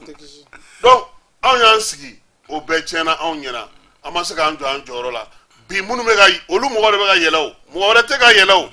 jogo mungera sambi sabayin konna na o min wolo o e kala minge o e lada munge o e bonya munge o le flene an kuna ne bi no be ka marali ke o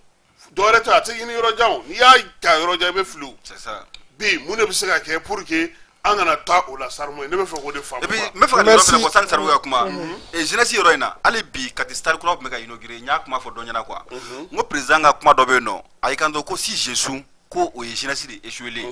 ngo mais ni président yo fo il faut falloir que président la jeunesse responsabiliser que parce que autel nga ta chorbo ta ko bla rodo la en réalité jeune mbe se ka o joro fa quoi mais jeune do fona bala o tika barake oui mais est-ce que ministre la jeunesse est chorba di chorba kon mais da fo ka sombe bara ni bara de kuna chorba tew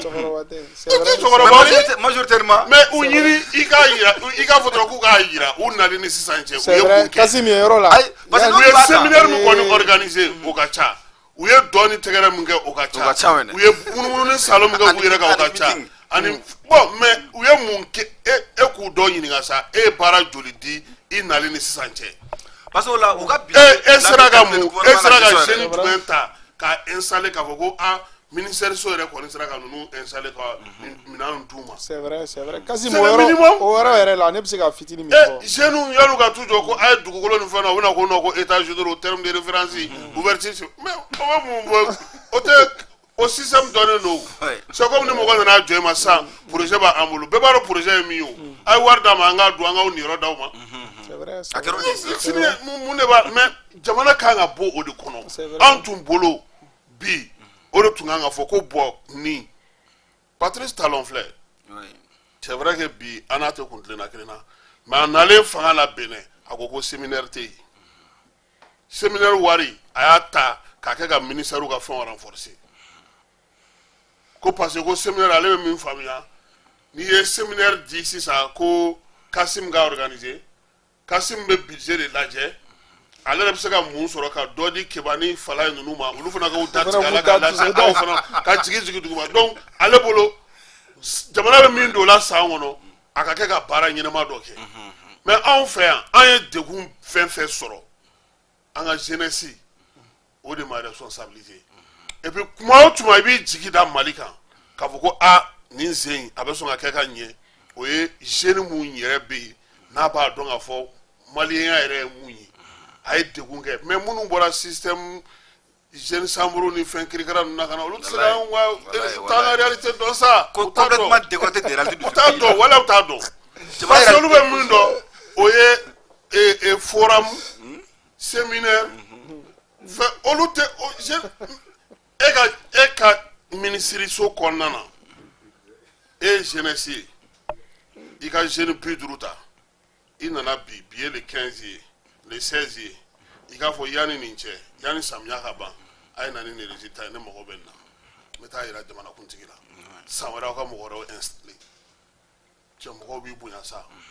o de wa ou bien atelier de atelier kɔni wari dun de dɛ bɛɛ b'a dɔn hali bi ɲɛ b'a la ko projet bon peut-être que i b'a dɔn ni ko cayara cogo sugu la fana ɲɛmɔgɔw fana b'a fɔ ko mun bɛ ka nin de kɛ an k'a to yen sinon bɛɛ b'a dɔn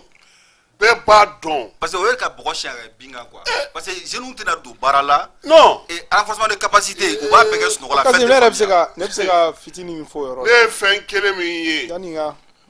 ne ye fɛn kelen min ye n'o diyara ne ye transition na wari tɛ fusuku tuguni ministère kɔnɔna na o kɔni n sɛbɛntira yɔrɔw kan fɔlɔ n'i tun taara mɔgɔ fɛ ministère la i bɛ taa sɔrɔ a ka frigo falen don nɔnɔmugu ni fɛn dɔ o tɛ yen tuguni dɛ bi n'u yɛrɛ t'i ɲini ka taa nin papier ɲɔgɔnna ɲini ka photocopie k'a kan parce que gouvernement ye olu tigɛ u yɛrɛ est ce que ministre yɛrɛ bɛ ka sara yɛrɛ bɛ dafalen yɛrɛ sɔrɔ yɛrɛ fuma mais a ma nɔgɔn dɛ nka o bɛɛ révolution min bɛ don jamana ta da fɛ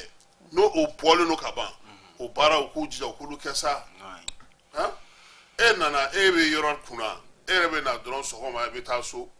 papier nana don ministre kan a y'a signé an kun bɛ ka ministre kɔnɔ a ye nin kɛ mais e yɛrɛ k'i sigi k'i yɛrɛ lajɛ dɔgɔkun kɔnɔ ne sera ka mun kɛ ka kɛ ni ka ministre so ye n'a ye degun ta ka bɔ dɔ kan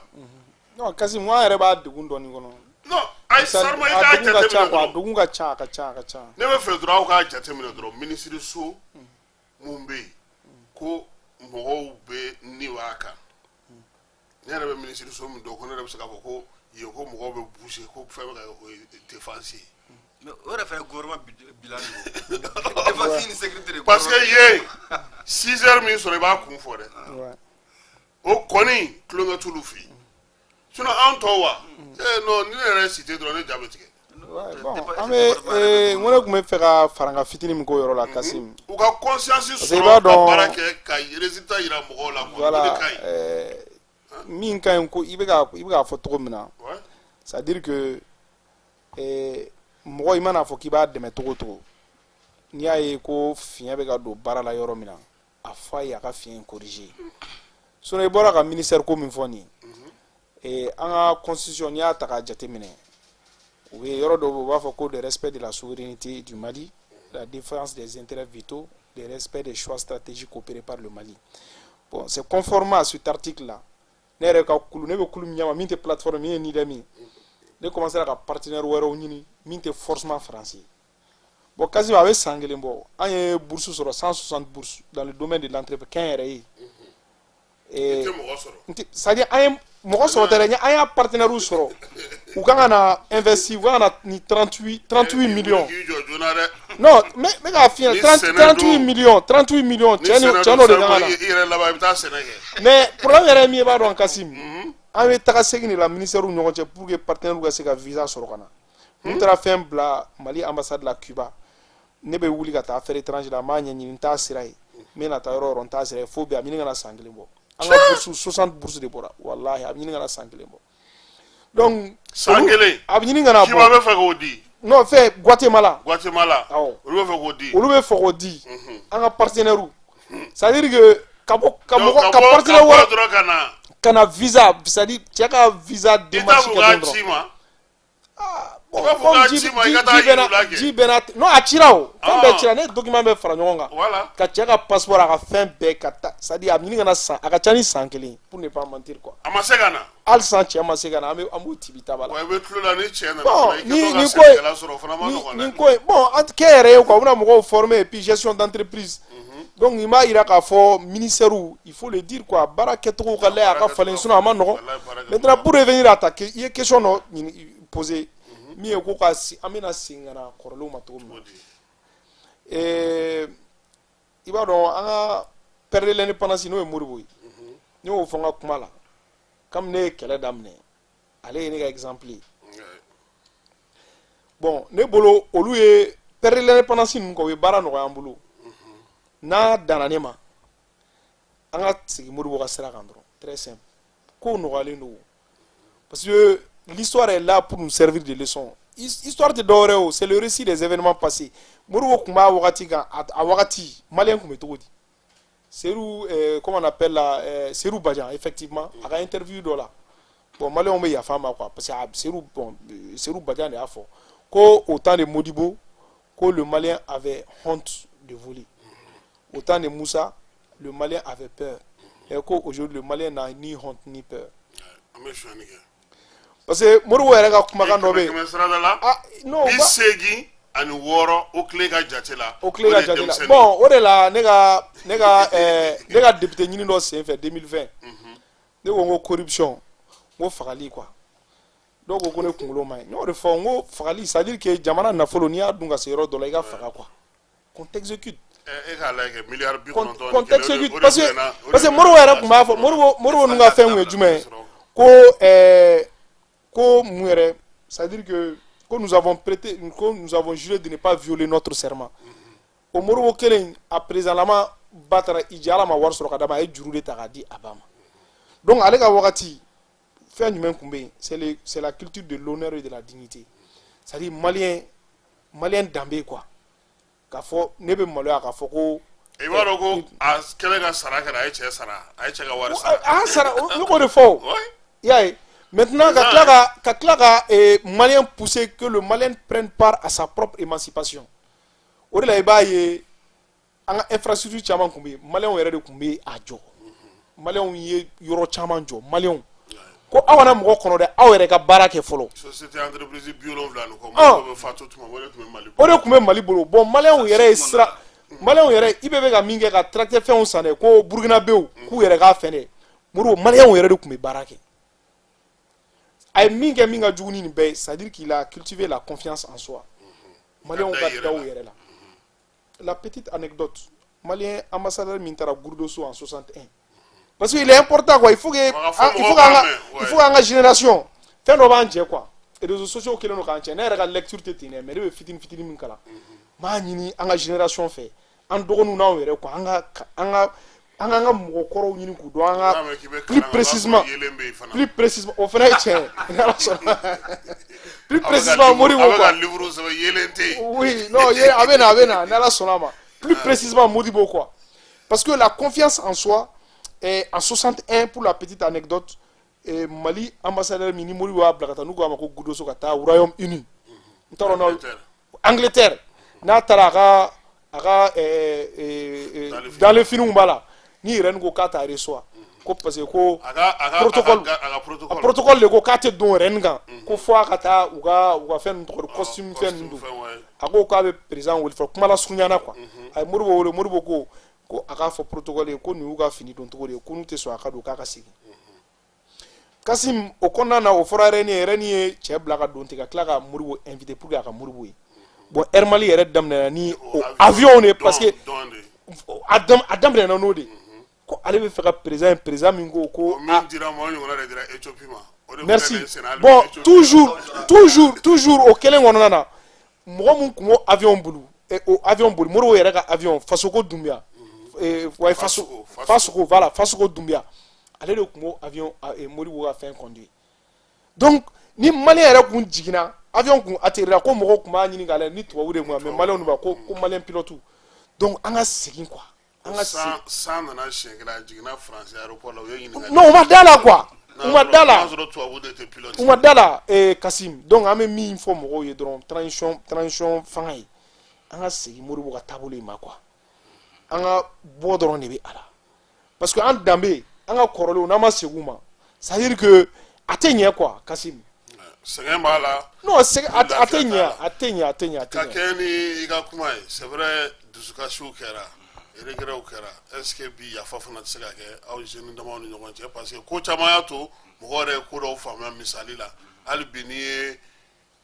isigira ko fe doni dron fangam mo chama na anika bilaje jeune groupe mi rebe ka jolo na singa ka dogo on na na passé tien fo bali a ñoyi anika ka tle ka ladria ka para ke tien ka we mo jeune ga groupe chamanje et puis chesri ni bara ka tle ka ke misali we mo je munun tume sebeke olu tse ka lame mamna mangame ka ci quoi bi est-ce que il n'est pas temps mo ka fana ka ya fanyo ma ka sigi ka bara us kura ya pour que kele mu nda damne na kana na ke kele fu fana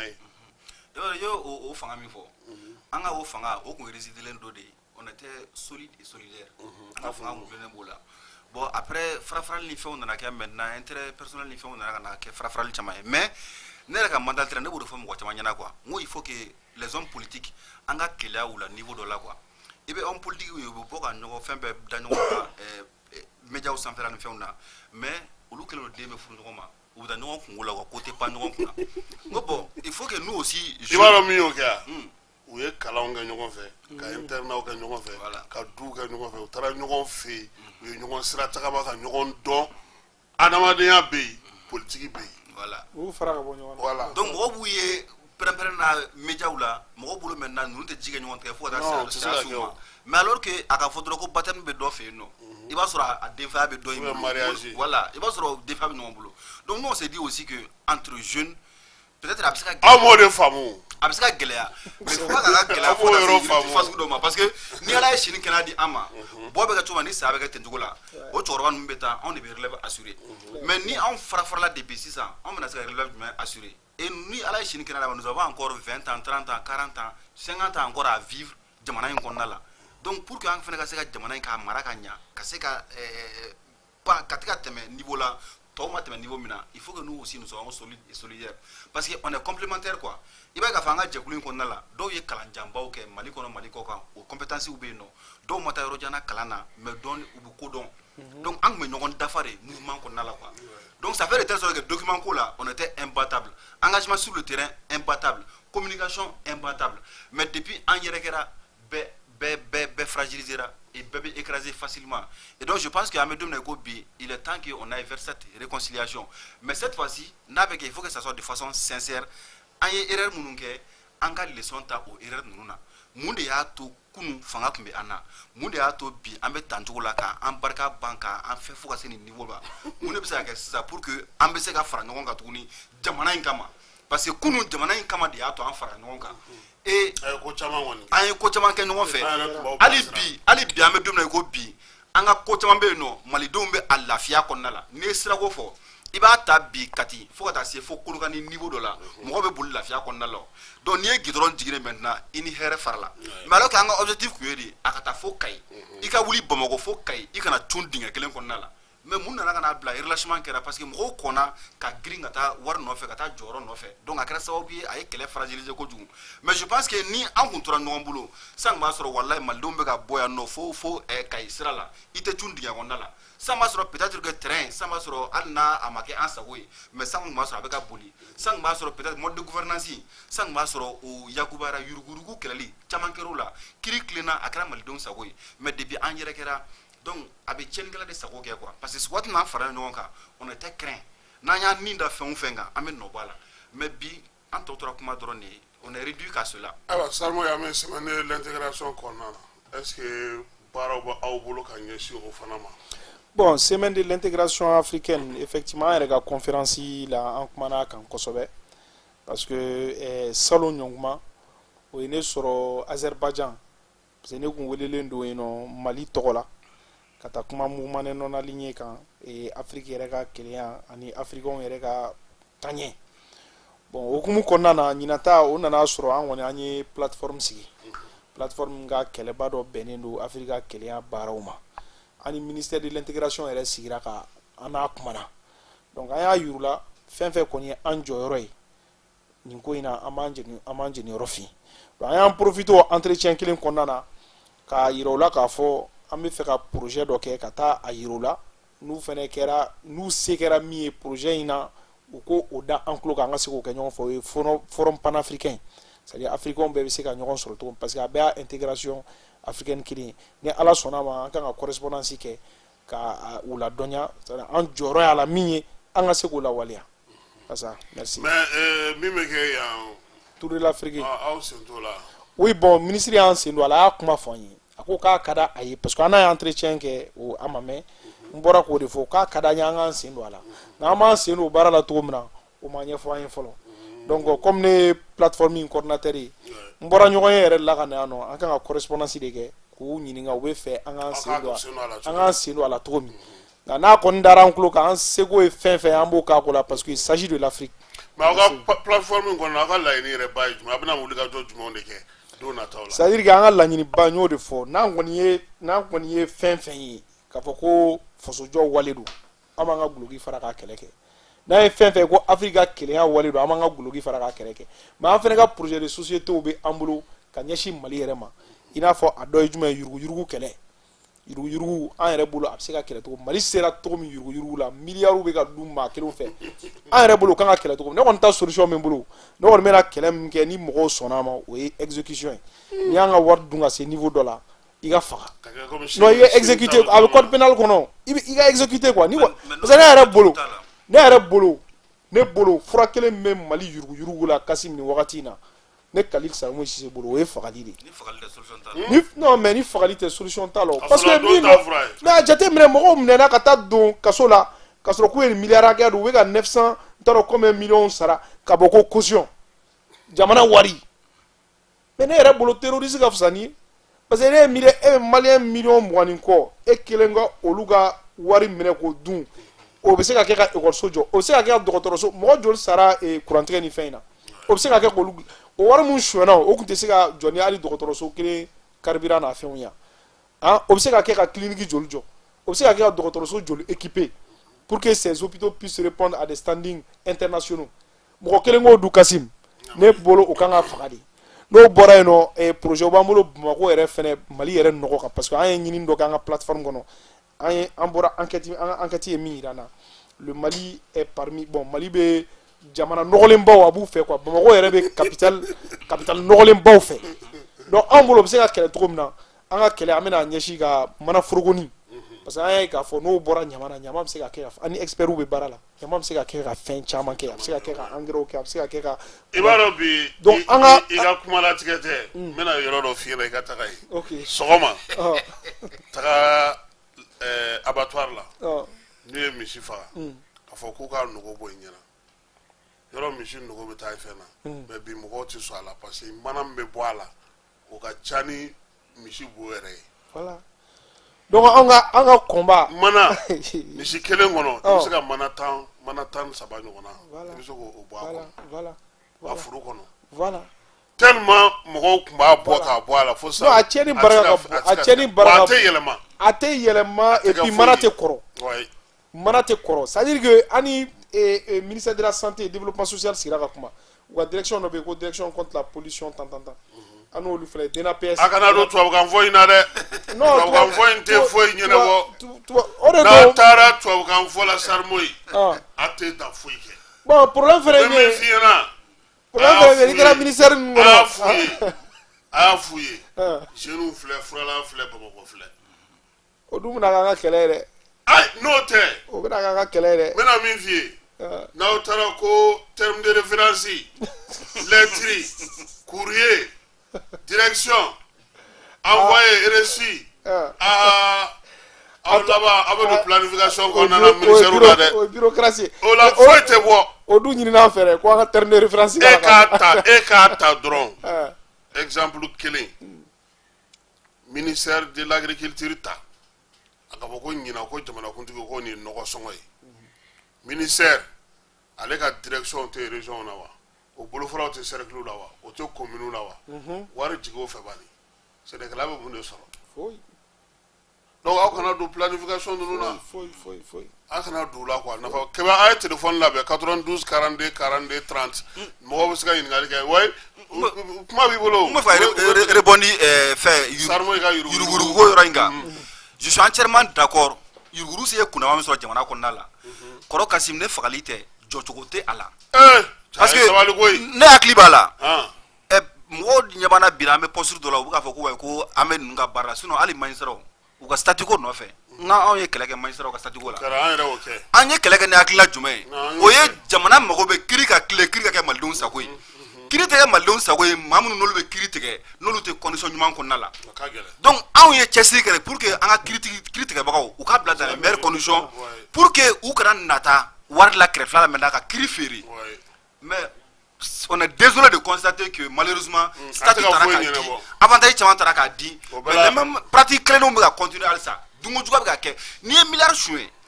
a bɛ fɔ ko nin ye miliyari suɲɛ a bɛ taa kaso la liberté provisoire Mali waritigi fanba bɛɛ bɛ liberté provisoire la ko LP est-ce que o ma dabila waritigi fanba bɛɛ warti fanba est-ce qu'on m'a dogaya san kosɛbɛ i b'a dɔn kɔrɔ Kasim ni 20 ans laban in kɔnɔna la libéré provisoire minnu bɛ kɛnɛmana la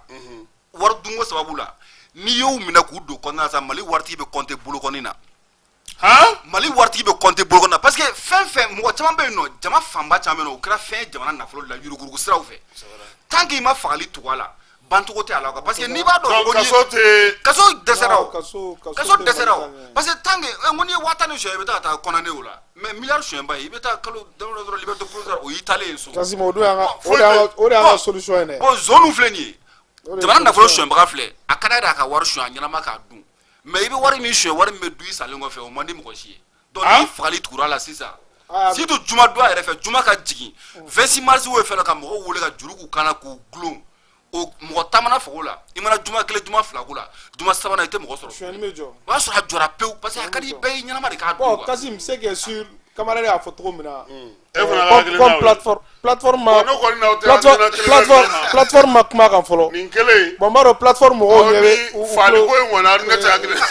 comme plateforme mɔgɔw tulo bɛ n na plateforme mɔgɔw ma bɛn a kan fɔlɔ nin ye ne kelen ka kulu mais n b'a dɔn caman bɛ a bɛ se ka kɛ caman yɛrɛ ja tigɛlen ka émission na c'est que sûr et certain ne kɔni bɛna a kɔnba kɛ Sarmoyi k'a défend fɛnɛ Sarmoyi oui an tɛ taa n'a ye sariya sira fɛ yan ouais mais o fɛnɛ sariya de o parce que i b'a dɔn Mali code pénal kɔnɔ an ye fitinin kalan o la Mali code pénal kɔnɔ a b'a kɔnɔ peine de mort b'a kɔnɔ peine de mort bɛ yen awɔ perpétuité a b'a kɔnɔ donc u ka t'o kɛ dɔrɔn k'u fila bɛn ɲɔgɔn ma dɔrɔn peine de mort b'a kɔnɔ Kasim mais ne kɔni bɛ fɛn kelen kɔni fɔ an ka ɲɛmɔgɔw ye o ye ɲangini ko la an ka jamana kɔnɔ u ka fara k'a fɔ ko an bɛ karisa ɲangi an b'a bila ka taa kɔrɔn na o man ɲi u bɛ se ka mun kɛ n'u ye mɔgɔw ta baara la sisan fonctionnaire u ka taa daminɛ kɔrɔn fɛ ka to ka na ka u falen yɔrɔ la mais tuma o tuma i b'a fɔ an ka mɔgɔw da bon komi n'i ye nin kɛ an k'i bila ka taa kɔrɔn fɛ a man ɲi misali ɲuman tɛ et puis a bɛ komi n'a sɔrɔ sisan yen de ye jamana yɛrɛ ni juguma yɔrɔ ye fɛnma yɔrɔ don a bɛ u ko olu falen quoi parce que n'i y'a jateminɛ o de la ne ko n ko n tɛna na Bubakari ka kuma ɲɔgɔnna fɔ sa mais minnu ye dialogue kɛ u tɛmɛna kuma caman kɛrɛfɛ dɛ u tɛmɛna kuma caman de kɛrɛfɛ parce que i b'a dɔn ko fɛn mun tun bɛ se ka kɛ jamanadenw ni lafiya yɔrɔ ye mɔgɔninfin c'est comme mɔgɔ dɔw bɛ na ne fɛ yan kuma dɔw la u bɛ na u dusu bɔlenba n'olu bɛ kuma u tagatɔ u b'a fɔ ko Kasim hali ni m'a fɔ tuguni ne b'a fɔ ko mun na ko parce que ko n y'a fɔ e ɲɛna u dusu bɛ da quoi effectivement a bɔra olu kelen kɔnɔ ka fɔ ne ɲɛna ka ban olu bolo c'est psychologique a sera mɔgɔ dɔ ma ka ban a ka ɲi quoi bon i b'o mɔgɔ min reçoit tile kɔnɔ o ka ca ni ba n'a si ye dɔw yɛrɛ bɛ yen dɔrɔn n'u bɛ sigi a bɛ kuma o b'a sɔrɔ u tɛ ka sɔn u tɛ ka foyi mais kɔfɛ olu taatɔ olu yɛrɛ bɛ tila ka e yɛrɛ lawaaju tuguni ka sira dɔ yir'i la i bɛ se ka fɛn faamuya maliyɛn bɛ ten de ne bolo aw ka yuruguyurugu in kɛlɛli halisa u mana n'a ye an ka u ka bɔ n'a ye tubabu sariya laban nin fɛn o fɛn bɛ ka kɛ tan nin bɛɛ ye tubabu sariya de ye u tɛ k'a fɔ sisan ko dugutigiw ko jɔyɔrɔ b'u la u tɛ k'a fɔ ko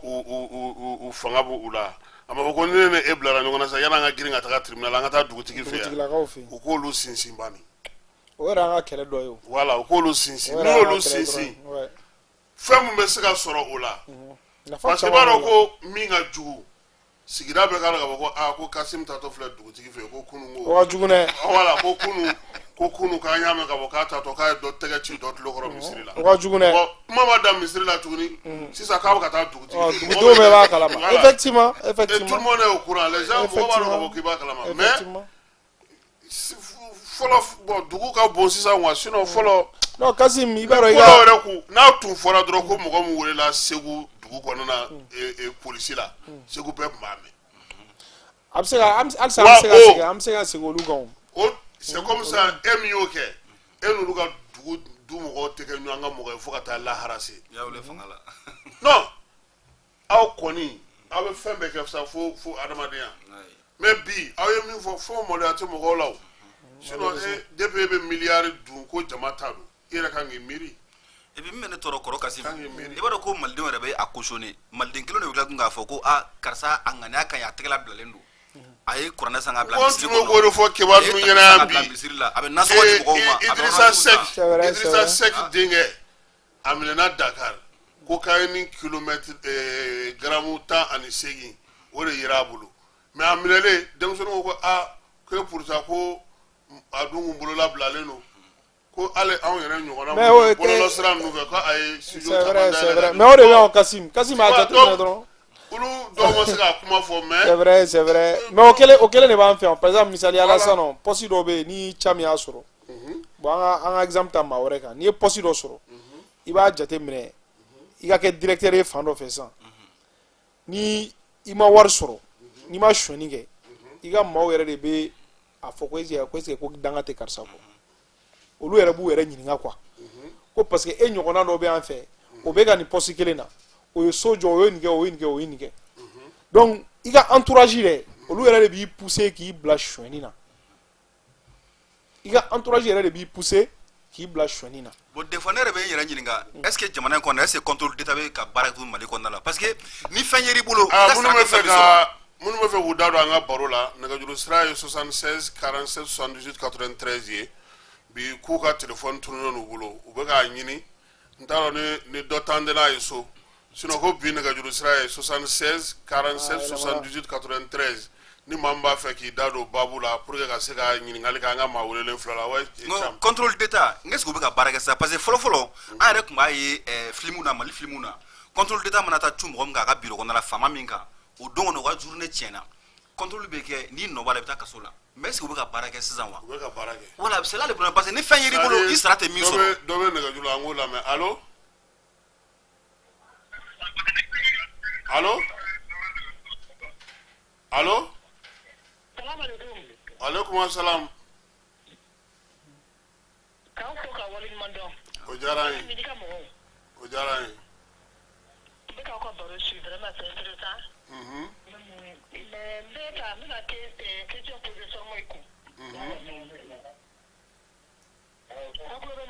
an tulo b'i la. i tɔgɔ ni jamu. Madina Jara. an tulo b'i la Madina. d'accord i bɛ ka miiriya mun fɔ ka mɔgɔ minnu mana faso wari dun. Pour exécuter. Mais je suis pour. Mais mettez pour la condition qu'elle est. Oui. Informez mon frère qui va présenter député là. Député là. Il va y avoir campagne qu'elle va former, on va ta voter. Comment pour que gens va voter kata. Et député c'est qui bangake. Donc nous n'a pas pour tout les matin on va prendre des exécuter parce que on va comment pour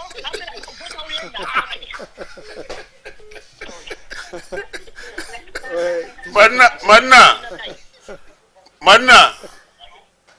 Oui. I ka kuma ne yɛrɛ sɔnna a ma han. Ne ka kuma o de. Ne yɛrɛ sɔnna parce que ne ni politique mɔgɔ caman ye campagne ni campagne banna u bɛ fɛn fɔlɔ min falen o ye téléphone numéro ne ma wo falen. n'a ye révolutionnaire de sa an t'o ye. ne t'u sɔrɔ yɛrɛ tuguni. awɔ. n'a yɔrɔ dɔ de don.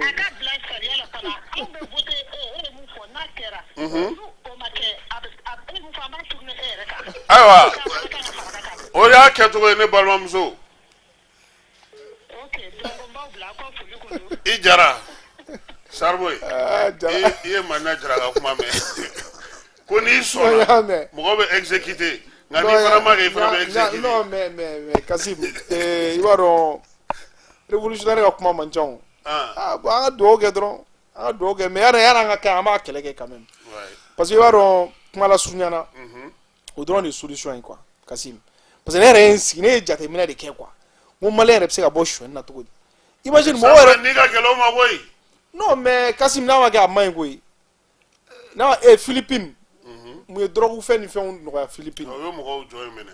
o président min nana u ko président ye fatɔ de ye parce que a fɛnɛ nana a y'a ɲɛsin Faransi ni États-Unis de ma ka baara kɛ ni Russie ni Chinois ye mais fɛn sugu bɛɛ tun bɛ kɛ yen a ye kangari dɔw ye a y'a ka campagne kɛ nin de ye ko pour que nin ka jɔ an ka fɛn société tiɲɛna ka se min ma ko pour que a ka jɔ n'a ye min minɛ a drogue ko la an bɛ kisɛ de k'a tigi ayiwa an bɛ priorité di nɛgɛjurutigiw ma allo ok a tigi taara donc qu'est-ce qui s'est passé a kɛra président a kan kan fɛnɛ wa a y'a kɛ fɛnɛ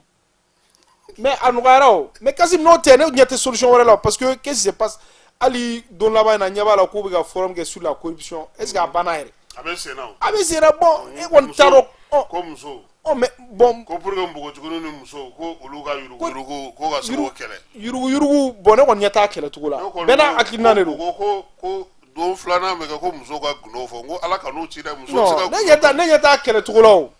ne ɲɛ t'a la parce que an ka cɛkɔrɔba ye min fɔ Seru Bajan Seru Bajan ka kuma in fɔ a kunfɛ koyi ne ni Seru Bajan sigira an kumana a ka raisonnement b'a bolo minɛ yan'a ka taa yan an ye baro caman kɛ dɔ bɛ nɛgɛjuru la an k'a lajɛ n'an y'o tigi sɔrɔ allo bonsoir. Bonsoir, n balimakɛ i tɔgɔ ni jamu Kasim Akisa Keita Abdoulaye. Keita Abdoulaye Oui, ka bɔ Bendugu. Ka bɔ Bendugu vers Kayi vers Sandare. Ah, Sandare, oui.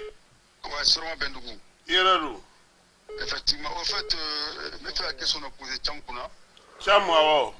Ouais, Tcham, le nommé Tcham là. ouais Vraiment, ou hakilina ka ɲi. Ou ka révolution mener vraiment c'est bon. ouais Mais pour le moment, on va Kayi sira dɔrɔn de kan. Bon, est-ce que vous se ka kuma sira bɛɛ kan wa? I n'a fɔ Tombouctou, Gao. Nous serons bɛɛ kan sisan. Je vois qu'on va focaliser Kayi dɔrɔn de kan. Mais est-ce que nous focaliser Gao, Tombouctou, nous hakili fɛn to la, est-ce qu'on fait idée ɲɛnama dɔ ye wa? ayiwa a bɛ n'i jaabi D'accord, merci beaucoup. Vraiment, sinon hakilina ka ɲi. i Keita Et je les soutiens aussi. merci beaucoup Merci. Elbashir Keita Abdoulaye ka bɔ Bendugu i ka ɲininkali diyara n ye kosɛbɛ et je pense que a bɛ daminɛ yɔrɔ dɔ de la sinon sirako par exemple Kati au départ Kati dugukɔnɔna dɔrɔn de kun don parce que Kati mɔgɔw kun sɛgɛnna kojugu donc depuis an y'a kuma daminɛ réseau la Kayikaw y'u kun bɔ Kualakaw y'u kun bɔ Narakaw y'u kun bɔ donc an ko maintenant an ka kɛ mouvement d'ensemble ye hali bi an bɛ k'a kuma fɔ Tombouctou ni yɔrɔ yɛrɛ Gao a mana kɛ fan o fan ye ni jeunesse sifinaba ka bɛɛ y'i kun bɔ k'a fɔ ko sira tiɲɛnen don an ka yɔrɔ la an ka kɛ mouvement d'ensemble ye pourquoi pas an bɛ ɲɔgɔn dɛmɛ o parce que an bɛ Kati a kɛlɛ ka nɔgɔ an bolo mais se k'i to Kati ka kɛlɛ diriger Tombouctou kɛlɛ la Tombouctoukaw fana ma bato k'o kɛlɛ wuli ouais Tombouctou i bɛ ninnu voilà Tombouctou Ajawa Koye voilà Tombouctou réclame ses droits voilà donc olu ta wuli mais o kɛlɛ o lawulila sirako de nɔfɛ o ko sɔrɔ la primature la ka Bubu to yen nɔ donc o ko parce que Bubu ye kuma porokotolen dɔ fɔ o ye Tombouctou ta enchaîné kosɛbɛ kan parce que Bubu ko tellement ye Kati sirako ko c'est prioritaire ko fo le Tombouctou minɛn dɔ de déplacer maintenant pour que ka Kati sira baara daminɛ bon a dɔw u yɛrɛ coron parce que olu ko an tɛ don ni téléphone ye bon an fana ko ORTM tɛ don bon ale Bubu yɛrɛ ni téléphone tɛ don donc mɔgɔ si ni téléphone tɛ don donc kuma min bɛ kɛ a bɛ k'an yɛrɛ ma ni ɲɔgɔn cɛ yen nɔ bon a ye nin déclaration de kɛ yen nɔ et il se trouve que i bɛ ninnu kun bɛ salle kɔnɔna la u y'a mɛn donc u ko bon ah bon donc ça fait Kayi sira o nafa ka bon ni Tombouctou ta ye u fana t'u ka mouvement est-ce que u ko Kayi ye 60 milliards de par mois gouvernement bolo sira in ko ni sira in bɛ marché ka ɲɛ mais problème ye min non a wari la don dɛ kɔrɔ kasi n bɛ aspect fila fɔ an b'o fana sɛgɛsɛgɛli la o péage filɛ dɔ bɛ nɛgɛjuru la an bɛ tila ka na n'i ka péage allo balimakɛ i tɔgɔ ni jamu bonsoir i tɔgɔ ni jamu ah Zakariaw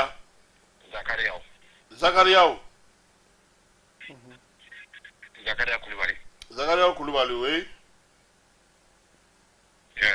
Au fait, juste, comment dire, avant l'émission là maintenant. Allô? Oui, en Klobila, Kulibali. Vous moi, je ne suis pas le même d'avis que vous. Mais les propositions, mais il y a là. Oui.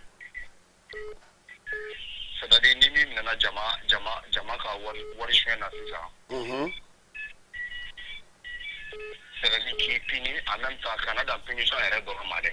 i ye wari ta don min na a kan ka attribuer mɔgɔ mun na i ye dommage mun cause lu paye dɛ u bɛɛ de fara i ka charge kan quoi je sais pas min bɛ ka min fɔ n'a faamuyara an Klobila an y'a faamu voilà. Ouais. Bonsoir. Merci beaucoup, Kulibali. Voilà, péage, yoro sera obe ka tien.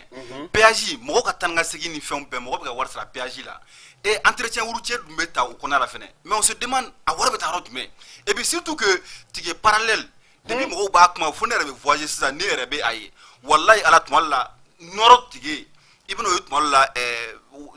kangaba taga sira in na. I bɛna ka na o yɔrɔ la. Fitiri kɛlen don k'a mun. Wala ne ko mun na o bɛ terrain finman in k'a kan. Ne delila ka sɛgɛsɛgɛli kɛ a la. Pour que ma bɔ n'a kuma pa n ye sɛgɛsɛgɛli kɛ. A baarakɛla dɔ ko ma sen nɔfɛ. Ko commande kun lancera waati min na Faransi ka tigɛ ninnu dilan. Donc ko après ko chauffeur ka grève ni fɛnw kɛra maintenant. Donc prix modifiera. O y'a sɔrɔ carte dilanna ka ban. Étant donné que c'est des milliards qui ont été éjectés. Walasa ka se k'o dilan. Donc ko b'a to ko stock ka épuisé. No stock épuisé. A dun bɛ hali bi dɛ. Hali kunu anw tatɔ sibi. Hali kunu anw tatɔ sibi u ye finman k'a kan. Voilà. Bon et puis c'est du vol à ciel ouvert. Parce qu'en réalité, sérieuxité à la quoi, jamana ko nana quoi, k'a fɔ ko fitiri ka ta mɔgɔ dɔ k'i ta dɔrɔn i sigi dɔrɔn ka bin ka fɛn modifier dɔrɔn ka prix yɛrɛ kɛ a kan. O bɛ yurugu ta la yurugu ye quoi. Siraw bɛ ka tiɲɛ et pourtant voyage o voyage personnel fara transport kan. Bɛɛ bɛ péage sara. Mais siraw bɛ ka tiɲɛ siraw tɛ ka dilan. Il faut que an ka bɔ o kɔnɔna la donc Zakaria ye fɛn Abdoulaye Keita ye min fɔ kɛlɛ in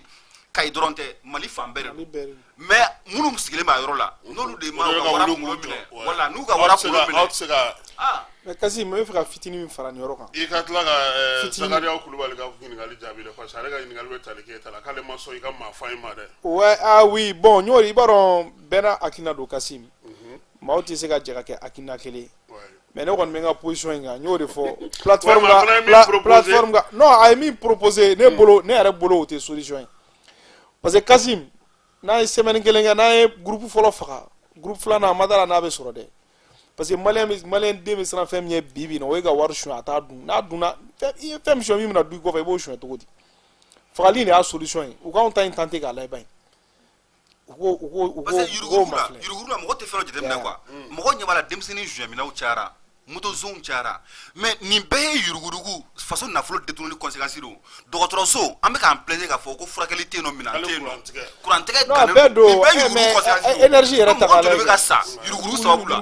terrain ka jɔli yuruguyurugu don siraw bɛ ka tiɲɛ yuruguyurugu don baara tɛ jeunes bolo. mais Kasim yɔrɔ dɔ fɛnɛ bɛ yen yanni n ka ɲina an ka constitution kura min taara a b'a kɔnɔ dɛ o y'a sɛbɛn ko vu que la corruption constitue un frein au développement un frein aux actions, voilà, un frein au développement. Après, en que le peuple malien s'engage à y jouer de toute action pour mettre fin à la corruption. On va connaître que toute action nécessaire. Mais à la condition qu'on va connaître. Toute action, oui, tu vas voir. Sarmoy. Ouais, mais allô. On va y aller à l'émission à bas. J'en Koju. Comment faire usage de toute action nécessaire. Voilà, pour mettre fin à la corruption. Avec préambule, constitution Mali Chara Sumba. Toute action en bolo. Ni ki be fɛn fɛn boloda bi jamana in kɔnɔ i bɛ taa n'a ye kiiri de la. O kiiri de don. K'u jɔ ko k'u faga. O kiiri sen fɛ. Ayisa a to ka n da fɔ. O kiiri sen fɛ e de tɛ juge ya nin tɛ ne ka avocat ya. N'aw bɛ kuma. Mais wari bɛ ne de ye wari suɲɛ. Nin b'a dɔn min bɛ ne bolo e b'a dɔn min bɛ ne bolo. E de ye juge ye ne k'an ka fa. Nin na sɔn ne ka fa ka ni nafolo mugu to yen. Ayi non mais i b'a dɔn ko ko in ka gɛlɛn min na. Kasim ko in ka ma fɛrɛ a ma gɛlɛn. Non n bɛna min f'i ye. Fɛn kelen pe dɔrɔn Anglais ka premier ministre dɔ bɛ yen a ye taxi ta don la a bɛ ka taa conseil de ministre la taxi tigi y'a ɲininka a ko ale bɛ fɛ ka jamana faama dɔ de ye faama min ni o ye misali ye. N'o bɛ sɔn ka fantanya ni fɛn ninnu bɛɛ lajɛlen kɛlɛ a ko o fɛɛrɛ o bɛ se ka sɔrɔ cogo di de taxitigi de bɛ k'a ɲininka ko komi olu ye mɔgɔbaw k'a bɛ ka taa bila mɔgɔbaw ka baarakɛyɔrɔ la a ko k'ale min filɛ k'ale de ye premier ministre ye k'a bɛ ka taga n'ale min ye k'ale de ye premier ministre ye. A ma d'a la. Ayi taxitigi ko k'o tɛ se ka kɛ a ma da o ma a ko taxitigi ma n tagatɔ don n bɛna taa fɔ n ka jamana masakɛ ɲɛna an ka fɛn kelen pe dɔrɔn kɛ. Taxitigi ko k'o ye jumɛn k'o ka sariya bato ko sariya ye mun ye a y'a ɲɛfɔ a ɲɛna taxitigi ko k'o bɛ se ka kɛ u ka jamana in kɔnɔ bi yan parce que nafolotigiw tun sago bɛɛ bɛ fɛn bɛɛ de la i b'a dɔn ko a y'o sigi sen kan o de kama bi Angleterre constitution tɛ yan olu ka jamana bɛ balo o de kan c'est à dire n'i taara sariya la olu fɛ yen deli cogo tɛ yen bɔcogo tɛ yen sariya ye min fɔ mɔgɔw pɛrɛn n'o min kan o de bɛ k'i la mais tant que anw bɛ sariya ni sariyatigiw ni fɛnw bɛ na sigi ka kuma ka kow bɔ ɲɔgɔn kɔrɔ n'a cɛ mɔgɔ aw tɛ mɔgɔ sɔrɔ ka taa jɔ gende la dɛ aw tɛ se ka taa mɔgɔ si jɔ gende la parce que a fɔ aw ɲɛna fana adamaden an ka constitution kɔnɔ kura in adamaden de ka fisa ni fɛn bɛɛ ye o ye tiɲɛ la personne humaine est sacrée ayi mais o ye ni baga kɛr'i ma kɛ mais o kelen de kama dɛ a bɛ fɔ k'aw ka hakɛ di a ka solonali don o ye ni baga kɛr'i ma wa ni solonali donni de b'a la kiiri de bɛ a la sinon Chine ta filɛ nin wa ni Kore mankan tɛ yen o i y'a ta i bɛ taa kwaji de la o hali olu ta de hali fagali ka sa hali deli dɔw bɛ yen n'i y'a kɛ fɛn sugu dɔw bɛ yen n'i y'a kɛ i foto bɛɛ de b'i foto ye y'a ye kuma dɔ la yɛrɛ hali ni ye fɛn dɔ bɛ yen n'i y'a kɛ sini n'i y'a kɛ hali ni ye mɔgɔ wele yan'a k'i ka telefɔni décrocher a bɛ fɔ de ko karisa ye nin kojugukɛla in a bɛ dabila o Kasim a bɛ dabila koyi parce que i b'a dɔn sariya sunba non seulement a b'a kɔnɔ ne kɔni bɛ min f'i ye nin ko in i bɛ se k'a sɛbɛn k'a bila don min na ni sariya tigɛlaw sɔnna yurugu tɛ kɛ Mali la pewu o y'a bannen a ma se fali yɛrɛ la o kuma in ye tiɲɛ nka ni sariyatigiw sɔnna don o don cɛ min filɛ nin ye cour constitutionnelle kunna nin Amadu Usmane Ture ne hakili bɛ procureur fɔlɔ min na lutte contre la corruption na a y'a sɔrɔ a man ka journaliste daminɛ na 96 97 ne na kuma ni journaliste la Alpha y'ale de ta k'a kɛ pôle cybercriminalité ale de ye directeur 6 de kɛ kaso la don kelen i miiri tɛ mɔgɔ o mɔgɔ la k'o tun ye mɔgɔba ye wagati Bamakɔ bɛɛ taara cɛ deli a ko sariya dɔw ko a ma ko u bɛna dɛmɛ ko pour que a ka se k'a yɛrɛ ta ko ale ka tanga bɛ Ala de bolo parce que munna a sinsinnen don tiɲɛ kan quoi a ye gɛlɛyaw sɔrɔ dɛ mais a ye kiiri minnu tigɛ u kɛra misali ye i b'a dɔn min fana bɛna n'o ye i bɛ sɛmɛ fanga min na o ka sɔrɔ o fanga fana sɔnnen don a ma ko a ka kɛ ouais ça c'est vrai ni fanga yɛrɛ t'a fɔ ko nin ye n ka mɔgɔ ye nin ye nin ye an ka nin kɛ tan i b'a kɛ mais ni kiiri tigɛra Kasim o yɔrɔ la parce que Alpha y'ale ta waati min Alpha y'a ka jateminɛw kɛ o Alpha ye jateminɛ sugu bɛɛ kɛ a ko ni nin ye nin bilara nin na ne bɛ min fɛ nin bɛ se k'a kɛ bon o nana kɛ o wagati la kɔfɛ tellement ko in yɛrɛ nana kɛ sa bɛna se anw yɛrɛ ademaw ma sa u commencera ka Alpha yɛrɛ tani daminɛ adema yɛrɛ kɔnɔ adema mɔgɔ tɛ a t'an fɛ a donna ta bon o fana bɛ yen voilà donc ni o kɛra juge a fana ye adamaden a ɲɛ bɛ kow la a bɛ kow faamu yɛrɛkun sɔrɔ ma nɔgɔ sɔrɔ la koyi i ye dɔw kɛ olu ɲɛna mɔgɔw y'a dɔn k'a fɔ min ye kuntilenna ye sinon nin saba in don dɛ kiiritigɛlaw ka sɔn kiiritigɛla farinyara cogo o cogo a sɛbɛnnen don masakɛ min na o masakɛ ka sɔn nɔgɔ yɛrɛ ka bɔ a kuma bɛɛ la pewu maa si kana hali sigana don k'a fɔ ko ni Sarmo ye ko ta ni Kasim minɛna est-ce que a b'a kunkolo to a ka taa fo a ka dɔn k'a fɔ ko non ko ni Kasim yɛrɛ don k'a b'a fɔ ko k'a kun tigɛ yɛrɛ o la juge b'a jɔ a jɔyɔrɔ parce que masakɛ de fana bɛ se juge la mais o yɔrɔ la Kasim ne bolo colonel Asimi Goïta a ka kuma dɔ senfɛ a ye nɔgɔ b'o yɔrɔ la an ye kuma in sɛnsɛn a ye nɔgɔ b'o an ma siga don Asimi ninnu na mais problème ye min ye c'est à dire justice kɔnɔna la n'a cɛ justice kɔnɔna ka dun Mali la a ka dun i b'a kalama ko énergie dossier daminɛ wagati a solu salala k'u to poule la mais au sein de cour suprême na est-ce que a munumunu na c'est ça fanga ka ŋaniya bɛ yen ale mais min y'a sariya ma yɔrɔ wa aw de bolo aw kiiritigɛlaw de b'aw jɔ aw jɔyɔrɔ mɔgɔ ninfin n'i bɛ miiri dɔrɔn i miiri kaburu la i miiri dayɔrɔ la i miiri sini na mɔgɔ bɛ se ka fɛn kɛmɛ f'i ma mais i yɛrɛ ni i diinɛ ni ŋaniya que tu sois tranquille avec ta conscience très important o de ye adamaden c'est tant qu'il bɛ se ka lafiya k'a fɔ ne ye nin kɛ juge dɔw tun bɛ yan ne kɔni y'a tɔgɔ ɲini ka dɛsɛ ni kiiritigɛ kun kɛra ta cour d'appel na ne tun bɛ taa couverture la n'ale bɛ don min i bɛ avocat ni client ye k'a fɔ hɛ nin de bɛ bi ni n'a sera délibération nin tɛ ye dɛ nin bɛ taa n'a ye seli daminɛ fo kiiri jaabi bɔ waati i b'a ɲini wo bɛɛ mɔgɔ si t'a dɔn a bɛ yɔrɔ min a tun bɛ yan Bamakɔ cour d'appel kelen in na yan ni a nana sɔgɔma ni mɔgɔ y'a k'a fɔ k'ale de ye président ye tribunal président séance ye parce que u b'a bɔ ɲɔgɔn kɔrɔ i bɛ avocat de ma ha non aujourd'hui c'est chaud parce que karisa de bɛ yen non ale don cogo tɛ yen a jiginna ani a ka taa ka seli daminɛ fo aw yɛlɛ waati kana fɔ ko wayi Sarmo ka client Elbechir a kan ka taa kaso la wa n'a y'o fɔ fana c'est fini fil t'a ni cɛ non téléphone t'a bolo a tɛ sɔrɔ a bɛ n'a fɔ procureur ni fɛn minnu b'a sanfɛ a tɛ mɔgɔ ka kuma lamɛn ni sariya tɛ u ka a tigi ka appel kɛ ka taa n'a ye cour suprême na olu mɔgɔ caman o juge caman de tun b'an bolo an ka jamana kɔnɔ o de y'a to kɔrɔ Kassim an ko laɲini dɔ k'ale référendum na n'a y'a sɔrɔ ni magistrat justice tun bɛ se k'a ka indépendance ta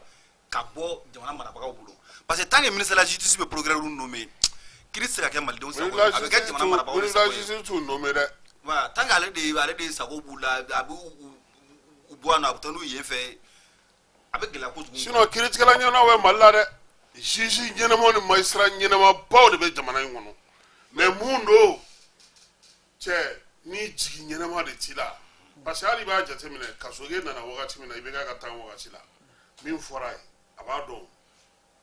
n'i y'a ye kasoge kariyara ka fɛn dɔw kɛ parce que a wagati i bɛ k'a kun dusu kasilen de don quoi a dusu kasira a tɔɔrɔla a yɛrɛ t'a dɔn parce que fɛn dɔw bɛ yen hali ni i denw de bɛ muso de don i bɛ tiɲɛ f'u ɲɛna o ye tiɲɛ c'est jamana bɛ fɛn bɛɛ sanfɛ quoi o degun kɛra quoi nɛgɛjuru sira ye 76 47 78 93 ni maa min b'a fɛ k'u da don an ka baro la caman tun bɛ fɛ ka yɔrɔ dɔ fɔ ne ye kuma tigɛ i la ouais e ka tɛmɛ n'a ye sa ok n bɛ fɛ ka fitinin min fara sira ko aw ka fali ko a y'o bɔ a la n bɛ fɛ ka non Kassim an dun b'a kan dɛ Sarmo n'Ala sɔnna a ma fɛnɛ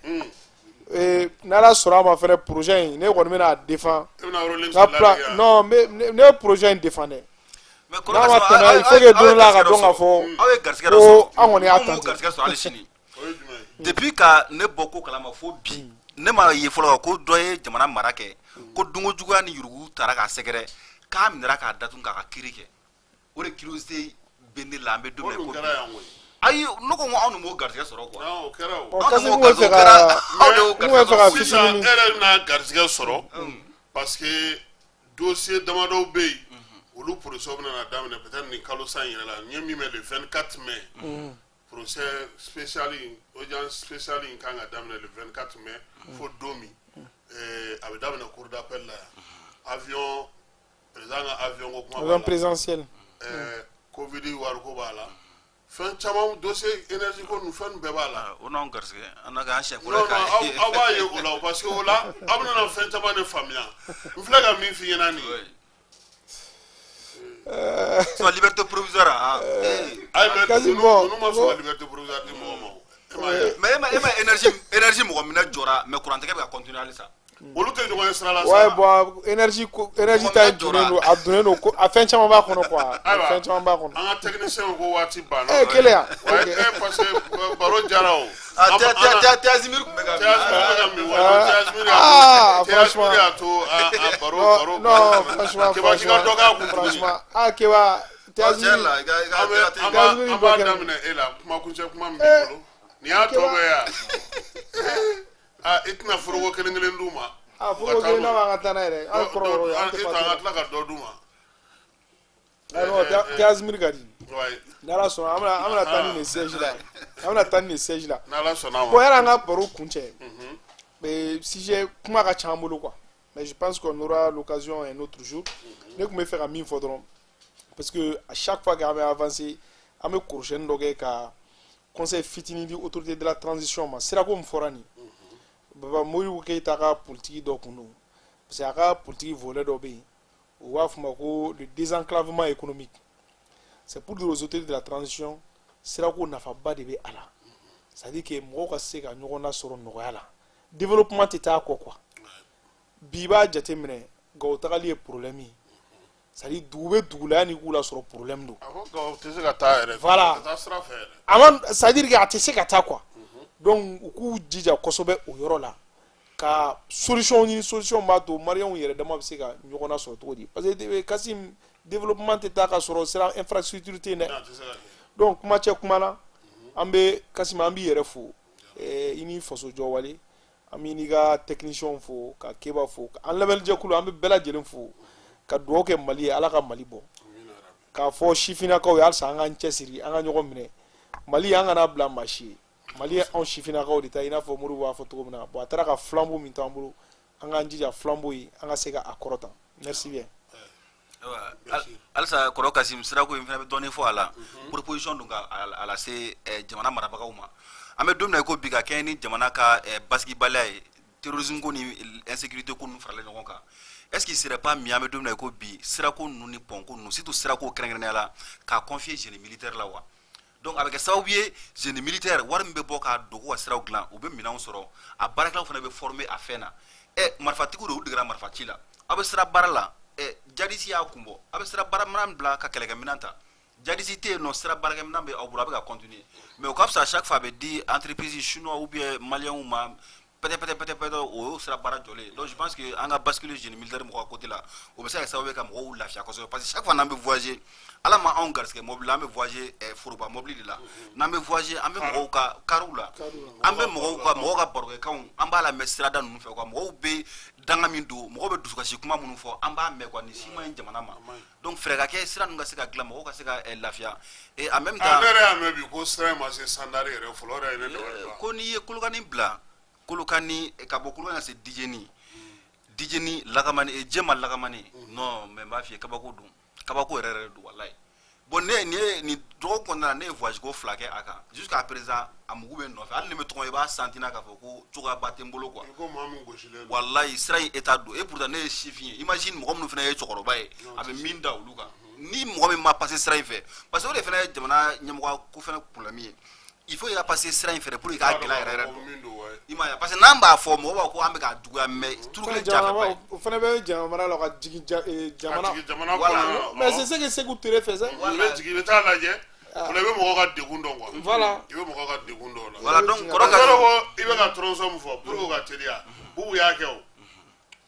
i ye sira min fɔ nin ye tan a kun daminɛna i bɛ ka tile la yɛrɛ voilà Bubu y'a sira kɛ o Bubu bɔra Kati ka taga Jema yɛrɛ ye déclaration kɛ voilà k'a fɔ ko baara bɛna daminɛ parce que mɔgɔ dama min fɔnɔna a don mɔgɔ min ka sanusi bɔra a nu fɛ o ye vewutu tugutugulen ɲɔgɔn kɔ fana han bon jamana mara bɛ ten o fɛrɛlen don fɛn bɛɛ b'u bolo tuma dɔ la i bɛ barika jigin terrain kan ka taa la ko bɛ cogo min na donc halisa chaque fois ne bɛ don kuma la ka bɔ transition kɔnɔna la n b'a fɔ chaque fois u k'a to halisa mɔgɔw ka kuma u ka mɔgɔw lamɛn an tɛ faso in denjugu ye n tɛ bɔ kuma fɛ dialogue fana ne ma fitinin fɔ a la fɛnɛ c'est à dire dialogue kun ka kɛ occasion ye ka se ka malidenw to yen nɔ k'u fɛla ta fɔ kɛrɛnkɛrɛnnenya la minnu yɛrɛ ko k'u ma sɔn ko ma kosɛbɛ a kun man kan tɛ ka kɛ cogoya si la ka sɔrɔ maliden dɔw bɛ tunga la ko parce que hakilina ko a man kan tɛ ka kɛ cogoya si la ka sɔrɔ maliden dɔw bɛ kaso la ko parce que hakilina dili hukumu kɔnɔna la donc je pense que n'an ko dialogue an ka bɛɛ associer a la du moment où ni mɔgɔw yɛrɛ jɔnna ma k'a fɔ ko an ka kuma ni mɔgɔw ye mɔgɔ minnu ye marifa ta ka sɔrɔsiw faga ka filatɔw caya ka falatɔw caya ko sigi ka kuma ka kɛ ni olu ye munna ban bɛ kɛ voilà mais munna ban bɛ kɛ ka kuma mɔgɔ fɛnɛ fɛ maa minnu fɛnɛ bɛ yen nɔ maintenant n'u u k'u hakilinata de di hali n'a y'a sɔrɔ ni a ma kɛ jamana ɲɛmɔgɔ ɲɛta mais bɛɛ ka associer jamana baara la camarade ni a ka ɲɛta b'o de la quoi ni sariya ka est-ce que ko tɛ don ɲɔgɔn na ani sariya ko bɛ don ɲɔgɔn na su na ta an b'o bila yan min ye Kalil Sarmo Sise k'a fɔ ka waleɲuman dɔn Elbechir Cham k'ale fo Falaye Iketa Keba Jalo a k'an bɛɛ ni Ala n'a kira sɔnna ma sini sɔgɔma nɛgɛ kanɲɛ 9 kunnafoniw an na olu di aw ma Ala k'an bɔ su Ala ka fajiri k'an garisɛgɛ Ala k'an ka jamana kisi Ala k'an ka jamana tanga si ni kɛnɛya ni labanko ɲuman Ala k'a d'an bɛɛ lajɛlen ma merci